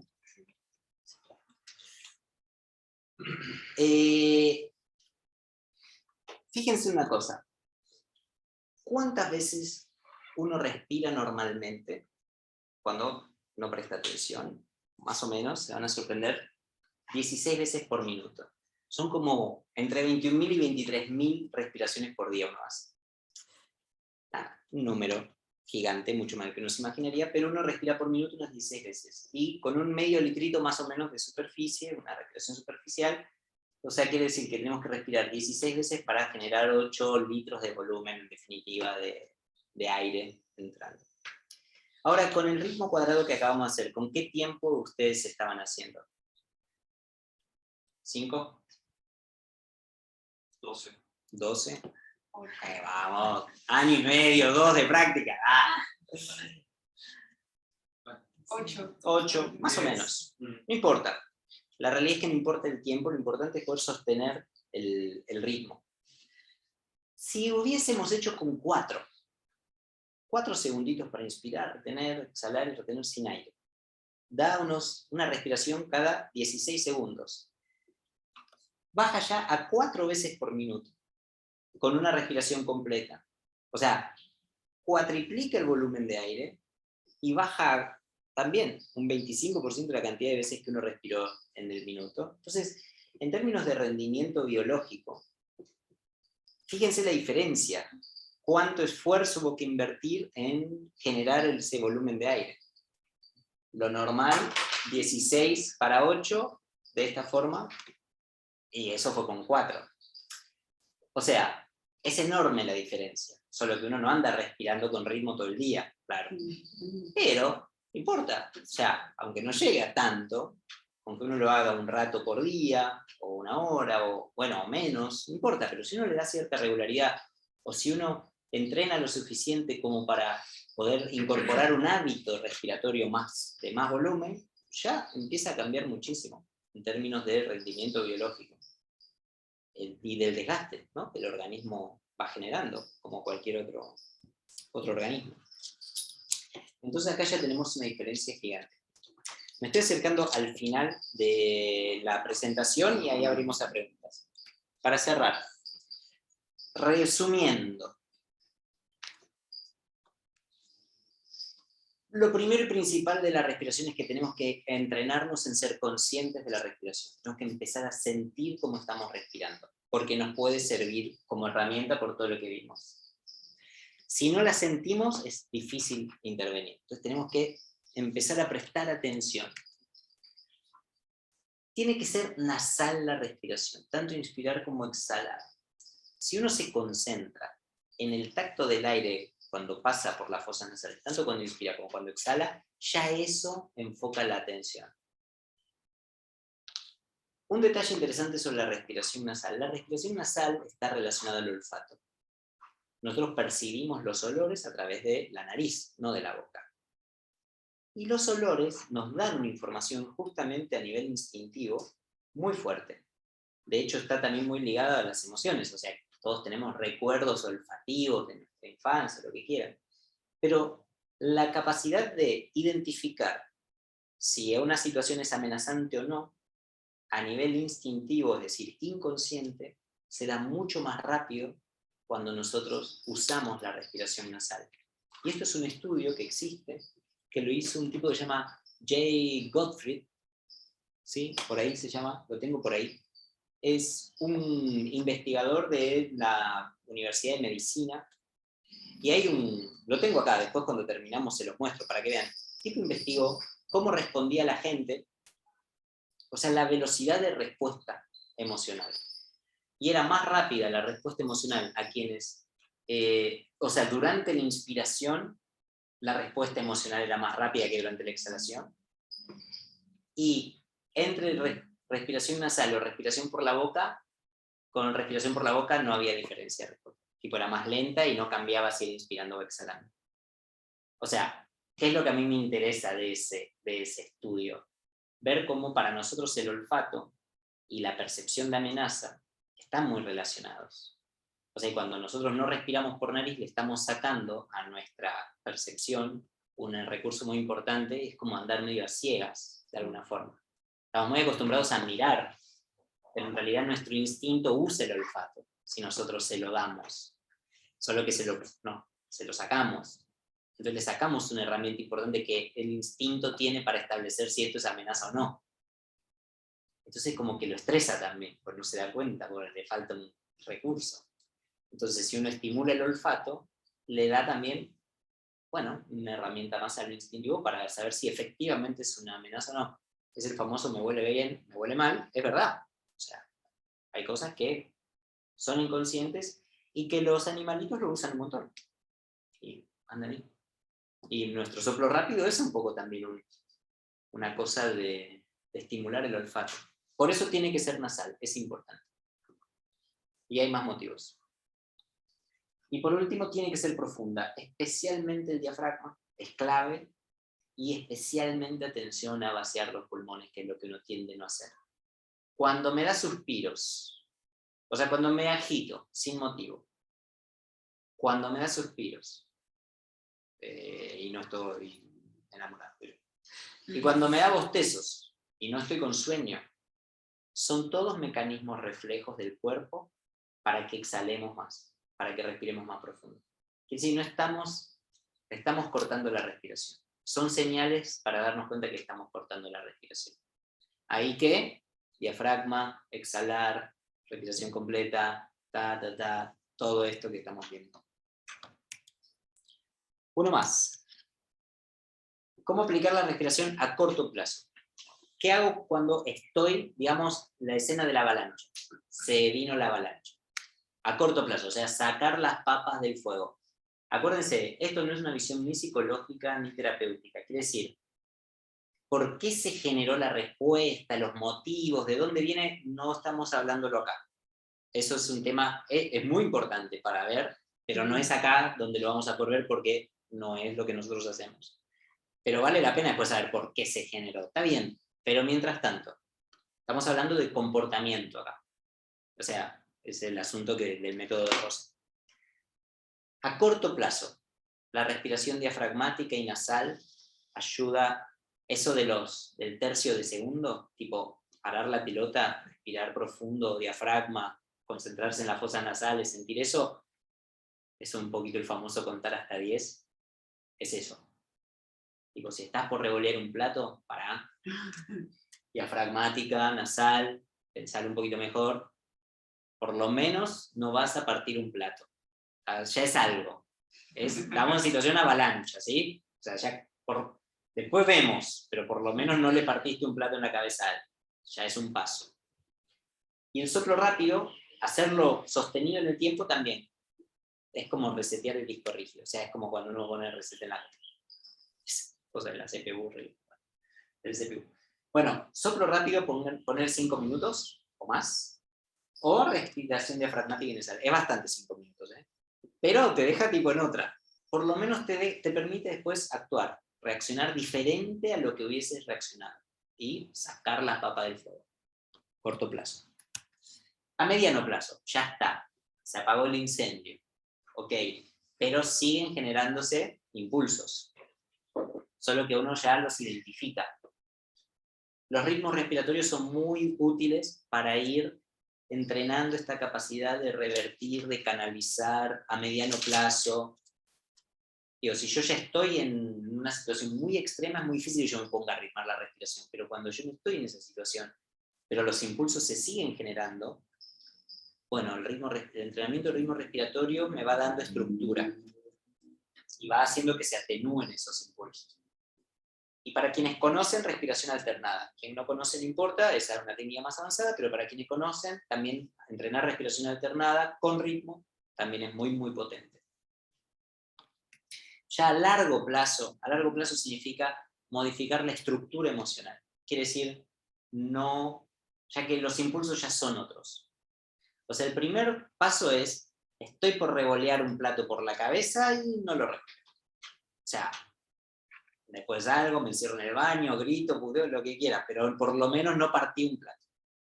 El segundo caso es, me siguen dando las ganas de revolear un plato, pero le puedo empezar a administrar. Pero me siguen dando las ganas de revolear los platos. El último paso, el a largo plazo, produce que ya no me den ganas de revolear platos. Ya está, me dan ganas de otras cosas. Eso se logra con ya una práctica regular y más abarcante, no es solo con respiración. Tipo, ya es el conjunto de otras cosas y ya es reeducación comportamental. Ya no es solamente la técnica, sino el hecho de empezar a familiarizarse, a observar más cómo uno administra los conflictos, cómo uno se vincula en general, con qué personas uno convive. Y bueno, de alguna forma el trabajo conjunto, en su conjunto del método de Rose, es esa la idea. O sea, lo que tiene que ver con reeducación emocional, usando todas estas cosas y otras técnicas también. Entonces, bueno, esas son las cositas para acordarse, para que ahora cuando salgan y la vida real vuelva a estar ahí, bueno, tratar de acordarse estas cosas. Y listo, terminó aquí la presentación. Ese soy yo, ahí está mi contacto, ahí cualquier cosa me escriben, me preguntan lo que no se entendió, la duda, o lo que quieran saber. Y vamos a sacar ahora la presentación y abrir ahora a preguntas. Hasta acá terminó. El que quiera pagar, apaga. Y preguntas. Yo las voy a ir pasando ahí para que queden también grabadas. Bueno, preguntas, comentarios, inquietudes, anécdotas personales, secretos inconfesables. Algo que quieran saber. 12 respiraciones es el tamaño del quilombo que tuve que solucionar. Acá tenemos un caso con patas. Es que sí. Sobreviviente. Es que no es menor, porque a veces uno... O sea, la cuestión es que, tanto en ámbitos con desconocidos, como en ámbitos de colegas de trabajo, o en familiares, o sea, hay como distintos círculos. Una reacción impulsiva puede cambiar el rumbo drásticamente de tu vida. O sea, vos estabas yendo al cumpleaños de tu hijo, y lo que querías era soplar la velita con tu hijo. Pero te cruzaste con uno, respondiste impulsivo, se bajó, terminaron tal vez todos en la comisaría. Y vos, en vez de estar soplando la velita con tu hijo, que era tu vida, ¿qué es? ¿Estar en la comisaría o soplar la velita con tu hijo? Ahora, ¿qué es lo que uno le pasa? Que nos pasa a todos. No lo hice a propósito. Si lo hubiera pensado en frío, ahora lo pienso en frío y, claro, no tendría que haber hecho eso. Sí, ya sé, pero en el momento no lo pude evitar. Bueno, justamente eso. O sea, el poder de decisión, el poder de elección, es el gran poder que uno va logrando y que, en definitiva, ¿qué es lo que uno termina sintiendo? Que tiene con qué. Que tiene libertad de acción. Yo decido. Y ahí tenemos corto, mediano y largo plazo.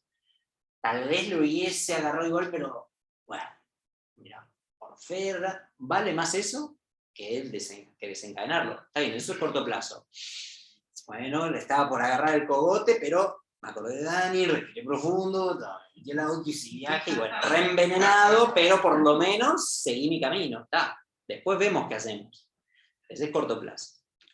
Mediano plazo. Me dan ganas de agarrarlo del cogote, pero ¿sabes qué? Al pedo. ¿Qué gano? Costo-beneficio. ¿Qué gano? Está bien, se equivocó, es una boludez, un tará, bueno, lo que quieras, pero ¿qué gano?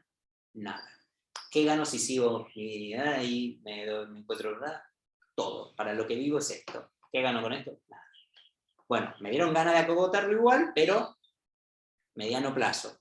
Vengo entrenando, y la piloteé para otro lado. Y después, el día de mañana, cuando seamos campeones, me incluyo, pues, tipo, el otro se mandó una cagada, se mandó un error, claramente, un accidente, lo que sea, y uno piensa, se distrajo. Tal vez está distraído, tal vez está con problemas, tal vez está apurado por algo. Lo dejo pasar. Lo dejo pasar. Claro, digo, ahí sos. Digo, Dani, te mando el teléfono. Claro, ahí sos la madre que se calcula. Pero ojo, porque parece una cosa tipo muy beatífica, digamos, como decir, sos un ángel, pero no. Es para tu propia conveniencia. ¿Qué necesidad tenés vos de envenenarte? ¿Por qué? Si uno se envenena con las emociones que le genera la bronca, la furia, todo eso envenena, intoxica. ¿Qué ganas? Claro, otra vez lo mismo. No me enveneno a propósito. La bronca. Está bien, pero si uno lograra una estructura emocional distinta, que ya no te da bronca, ¿qué preferís? ¿Envenenarte o no envenenarte? Si el que va a vivir menos años por envenenarse sos vos. Entonces es por una cuestión de conveniencia personal. Ni siquiera es una cuestión moral. Si querés, es una linda acción. Bueno, mejor. Pero ni siquiera hace falta llevarlo al terreno de qué está bien o qué está mal hacer. Puede ser absolutamente con fines de lucro personal, es decir, no me voy a envenenar con esto. El que se de ganas. El que se le gana. ¿Qué gana? Años de vida, salud, nada, seguir con su vida tranquilamente. Muchas veces, esto ya es como asunto de otro tema, pero muchas veces es otra vez esta idea de lo imaginario y lo real. A veces se nos imponen nociones que son un poquito mandatos externos, lo que uno debería hacer, o cómo uno debería responder. Bueno, el miedo a que me pasen por encima, que la justicia, que esto es justo, que esto es injusto. Estamos hablando de las cosas cotidianas que no nos valen la pena. Obviamente que si hubiese algo que realmente vale la pena, pero la mayoría no lo vale. O sea, son muy pocas las que realmente lo valen. Casi nunca nos pasa. Entonces, esta cosa de decir, bueno, y empezar a identificar, ¿viste? Estos mandatos también, ¿no? ¿Qué puedo parar? ¿Qué gano? ¿Qué pierdo? A nosotros nos gusta, ya hablando más de cuestión de administración de conflictos, ¿no? Hay muchas veces que uno está seguro de que tiene razón y no tiene razón. Es impresionante. A veces uno tiene razón incluso y no te sirve para nada, y a veces uno está 100% seguro que tenés razón y no tenías razón. Es una cuestión de punto de vista real, ¿eh? No solo un cliché de, bueno, hay muchos puntos de vista. No, posta. Visto desde el lado del otro, él tenía razón. Y visto desde tu lado, vos tenías razón. Salud. Entonces, no es quién tiene razón, porque él tiene razón y vos también tenés razón. ¿Qué hacemos? Bueno, costo-beneficio. ¿Qué ganas? ¿Qué perdés? ¿Qué te está haciendo tomar las decisiones? ¿Es el instinto el que está decidiendo desde el miedo por la supervivencia? ¿Es el emocional que está decidiendo desde los condicionamientos, desde lo agradable, desagradable? ¿O es tu racional que puede tomar decisiones, pero está sujeto a los anteriores, o está tomando decisiones reales? Bueno, y miles de otros factores, ¿no?, que intervienen. Pero ¿quién está tomando las decisiones? ¿Quién está hablando? ¿El bicho? ¿El nene? ¿O el que decide patear para acá o para allá? ¿No? Están todos en la misma bolsa igual, todos somos bichos, nenes, y todos tenemos todo, digamos, ¿no? Pero me llamó la atención la cantidad de músculos, digamos, el formato de la naturaleza, ¿no? Porque la cantidad de músculos que necesitas para respirar, para inspirar, y los pocos músculos que tenés para expirar. Sí. Acá hablan de la diferencia de músculos entre la cantidad de músculos que se usan para inspirar comparado con la cantidad de músculos que se usan para exhalar, y bueno, claro, porque el dirías mecanismo. respirar es como sobrevivir, o sea, no sé, por un lado, y después soltás el residuo, ¿no?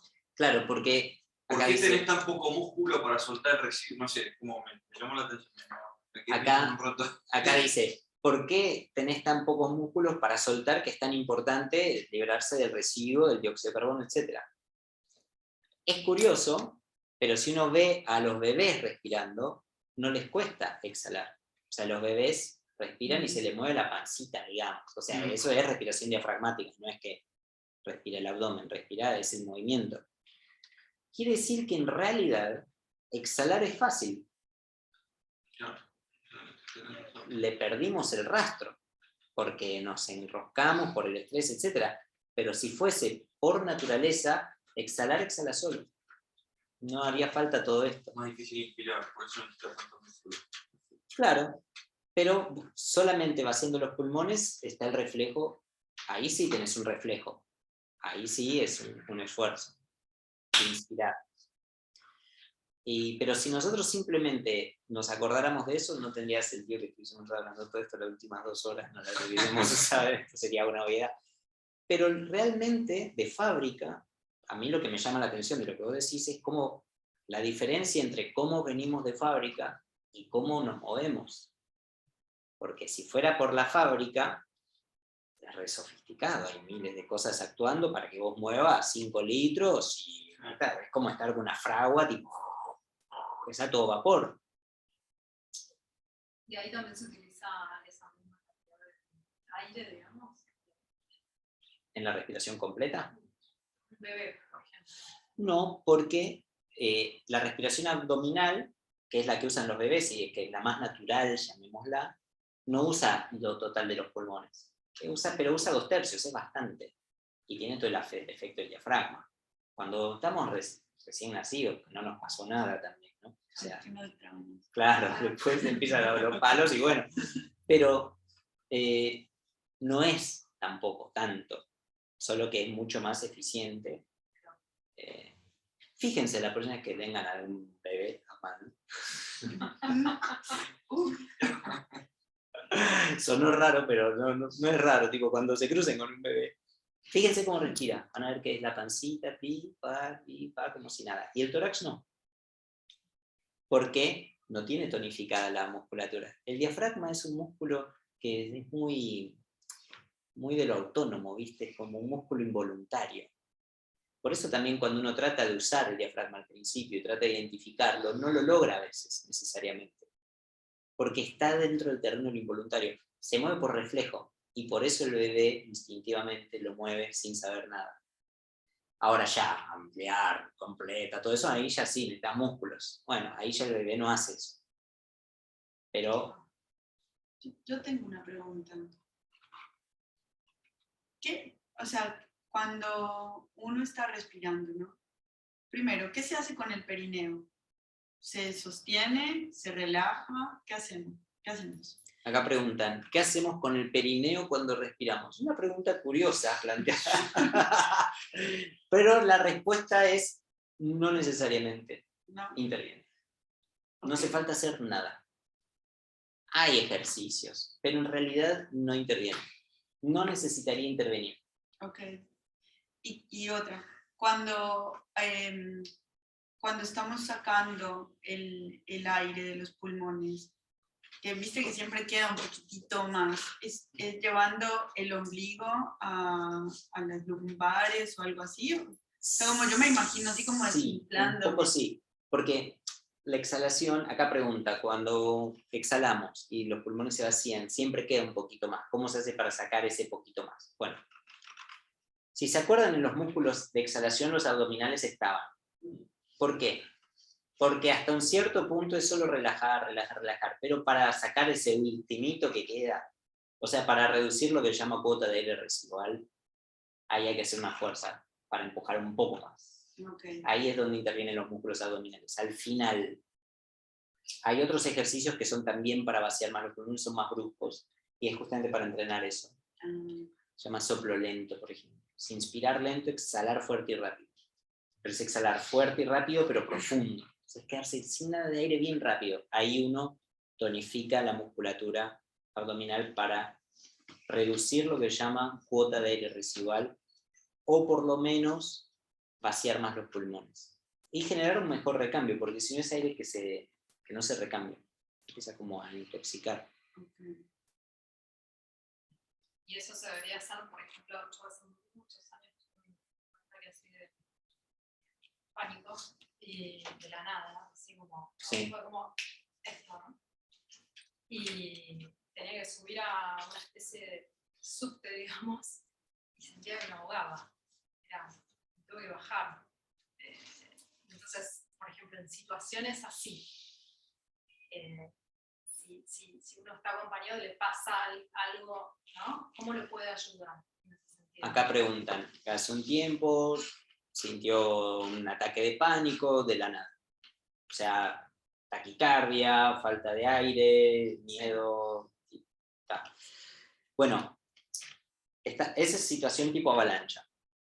Onda, tipo, sacar las papas del fuego, pero bueno, es algo que hay que trabajar, ¿no? Porque es como si fuese un mecanismo que tal vez se viene acumulando de mucho tiempo, discretamente, aquí y allá, pero De la nada se activó. se activa de la Obviamente nada, no de la nada. claro, pero estamos en momento avalancha. Claro. Hay algo que ayuda, o que puede ayudar, quiero decir, puede funcionar, es acompañar para que exhale más. Así, ahí es el mecanismo engañoso de que uno siente que se queda sin aire, trata de inspirar más y lo que tiene que hacer es vaciar más, exhalar más. Y eso a uno no se le ocurre en el momento. Entonces, lo que tenés que tratar de hacer es forzar un poco la exhalación, exhalar más de lo que exhalarías. ¿Para qué? Para que quede lugar, para que después puedas inspirar profundo. Volvés a exhalar, exhalás, y de ahí inspiras profundo, exhalás, y le empezás a remover, empezás a recambiar el aire, al usar el diafragma, a masajear nervio vago, boca del estómago, cintura, a contrabalancear el sistema nervioso, porque es una hiperestimulación del simpático, digamos, del sistema estresor. Entonces, esa combinación de diafragma, de vaciar los pulmones, de exhalar, de inspirar más profundo, todo eso puede hacer que ese desequilibrio de alguna forma se estabilice en el momento. No quita que no vuelva a surgir dentro de un ratito o al día siguiente. En todo caso, entonces de vuelta, hasta pasar al mediano plazo, digamos, hasta que ya lo ves venir desde más lejos. El siguiente paso es tratar de entrenarse y aumentar ampliar el registro que uno tiene para verla venir desde más lejos. Y esa es esta idea de antes de que sea una avalancha. Es algo que en general uno tiende a no darle bola cuando es el momento en el que uno realmente podría actuar. No, pero esto no vale la pena, esto no es nada. Ese sería el momento ideal para actuar, cuando no es nada. No es nada fantástico, entonces es fácil. Sí. Hermoso. Dale, ahí entonces.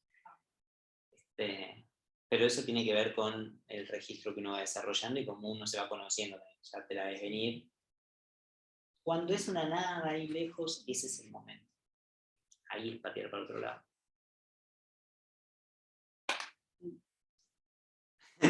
Digo, acordarse de eso. Anotarlo. ¿Qué más? Una última pregunta. Una última pregunta y cierro, pero después el que quiera se queda, charlamos todo lo que quieran. Yo no tengo ninguna pregunta. Última pregunta.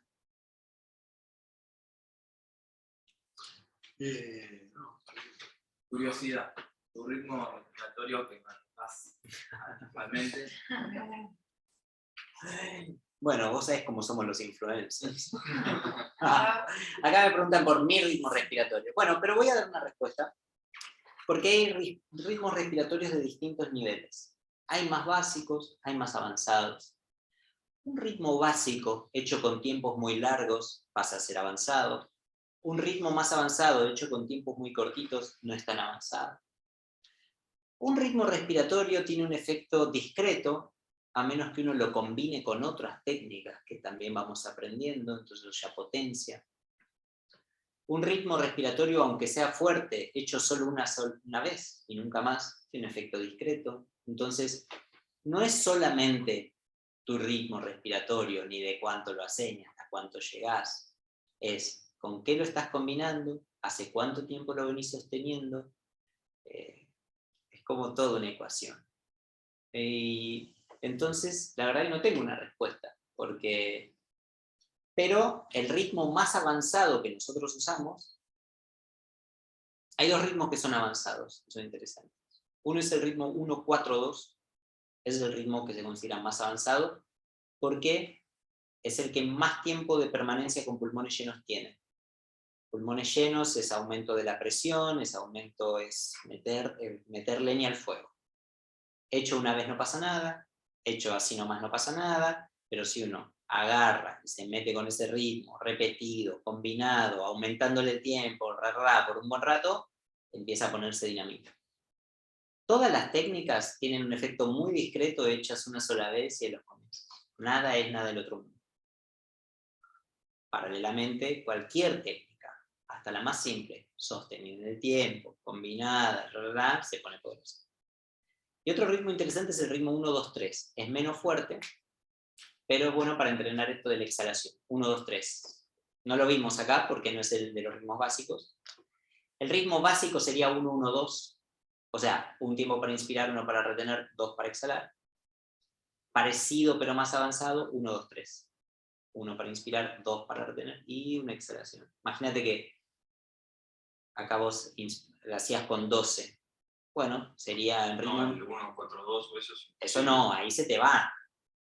Imagínate el ritmo 1-4-2 con 12, es inspirar en 12, retener 48, y después de haber retenido 48 segundos, exhalar durante 24, tipo retranca, 24 segundos exhalando, tipo, y después volver a hacerlo. Eso hay que sostenerlo 10, 15, 20 minutos, ¿no? Una vez. Sí. Bueno. Ahí te das ¿Hay gente que cuenta. lo hace eso? Sí, con práctica se logra. ¿En 12? Sí, O sea, más también. 1-4-2 en 12. Sí, Wow. más también. ¿Sí? Sí, más también. Pero es todo cuestión de práctica. Esto es también muy interesante de saber. Todo se logra con práctica. No significa que qué es lo que vos vayas a hacer con eso. La técnica es una herramienta. Por eso tanta importancia a lo que tiene que ver con lo comportamental y con la administración de las emociones. Porque que vos logres hacer un ritmo respiratorio, 12, 48, todo gigante, no dice nada de qué es lo que vos vas a hacer, cómo vas a reaccionar cuando cruces la puerta, pongas un pie en la vereda y te encierre colectivo. O te encuentres con tu familia, bueno. O sea, la técnica no habla de tu estructura de comportamiento. Quiere decir que yo sea un grosso haciendo respiratorios, yo puedo aguantar no sé cuánto tiempo con aire, no dice absolutamente nada de mí. Es un recurso interesante porque es separar lo técnico, que lo logra cualquiera con un poquito de entrenamiento, de qué es lo que vos hacés con eso, qué es lo que tiene que ver con la interacción con los demás, y qué es lo que en definitiva nos tiene que importar, porque ¿qué me importa a mí que vos aguantes la respiración no sé cuánto tiempo, si cuando salís me andas estafando, me andas pegando, o sea, ¿qué me interesa? Entonces, y a vos mismo, tipo, otro factor interesante es que por más que yo avance con la técnica, si yo no manejo mis emociones, retrocedo todo lo que, y eso uno lo siente, se retrocede. Todo lo que ganaste con la práctica lo retrocediste porque te enfureciste con no sé qué. Tipo, los años de vida que ganaste por entrenar un respiratorio los perdiste porque te agarraste a piñas o porque te dio bronca algo. Lo perdiste, así nomás. Te pasaste media hora encerrado en tu pieza, batallando, lo perdiste así, en una emoción que se te patinó. Es así. Por eso es tan importante incluir todo lo otro en el esquema y no quedarse solo con lo técnico. Con lo técnico tiene un alcance muy limitado. Es una muy buena herramienta, pero no sirve para nada sin todo lo otro. O sea, no nos lleva a ningún lado al final, sino es con todo lo otro. Pero bueno, un poco lo que te va pasando es que eso técnico, independientemente si lo haces en 4, en 12, lo que fuera, no importa, digamos, contagia en la vida real, por decirlo de alguna manera, ¿no? Empieza de a poquito. Sí. Acá dicen que de todas maneras lo técnico de alguna forma se va como permeando. Sí. Bueno, sería lindo No es que vas creer caminando, que sí. caminando haciendo No. 1-4-2, 1-4, no. Pero Sí, pero no necesariamente. O sea, eso hay que saber que eso es una decisión personal. Parece obvia, cuando parece obvia, pero no es obvia. Es una decisión personal y es un enfoque también. Podría no serlo así. Parece obvio, pero no lo es. Hay que proponérselo. Hay que proponérselo.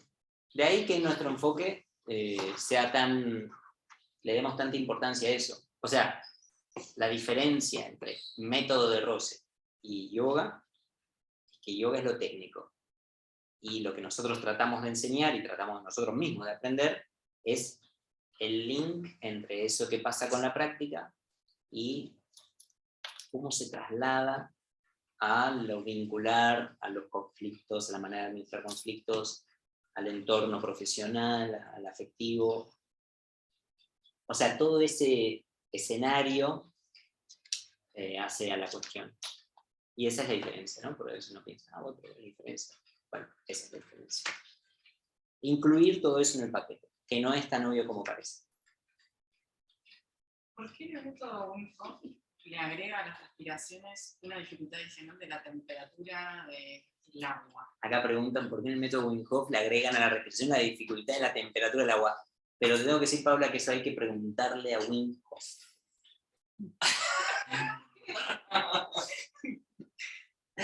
Francamente hay que preguntarle a él. No sé, él sabrá. Supongo que él sabrá. Debe generar algo. Hay que preguntarle a él eso, o a alguno de los que sepan de eso. Yo solo me atrevo a recomendar ducha de agua fría después de la ducha de agua caliente. Eso funciona.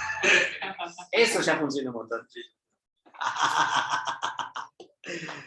Che, bueno, voy a cerrar acá la grabación. Vamos a ir cerrando acá la clase. Perfecto. Espero que hayan podido disfrutar ahí también viéndolo en casa, que se haya entendido. Cualquier duda me escriben al contactos, al mail o al Instagram o como sea. Y bueno, gracias por haberse sumado ustedes también y gracias por haberse sumado acá en persona ustedes hoy.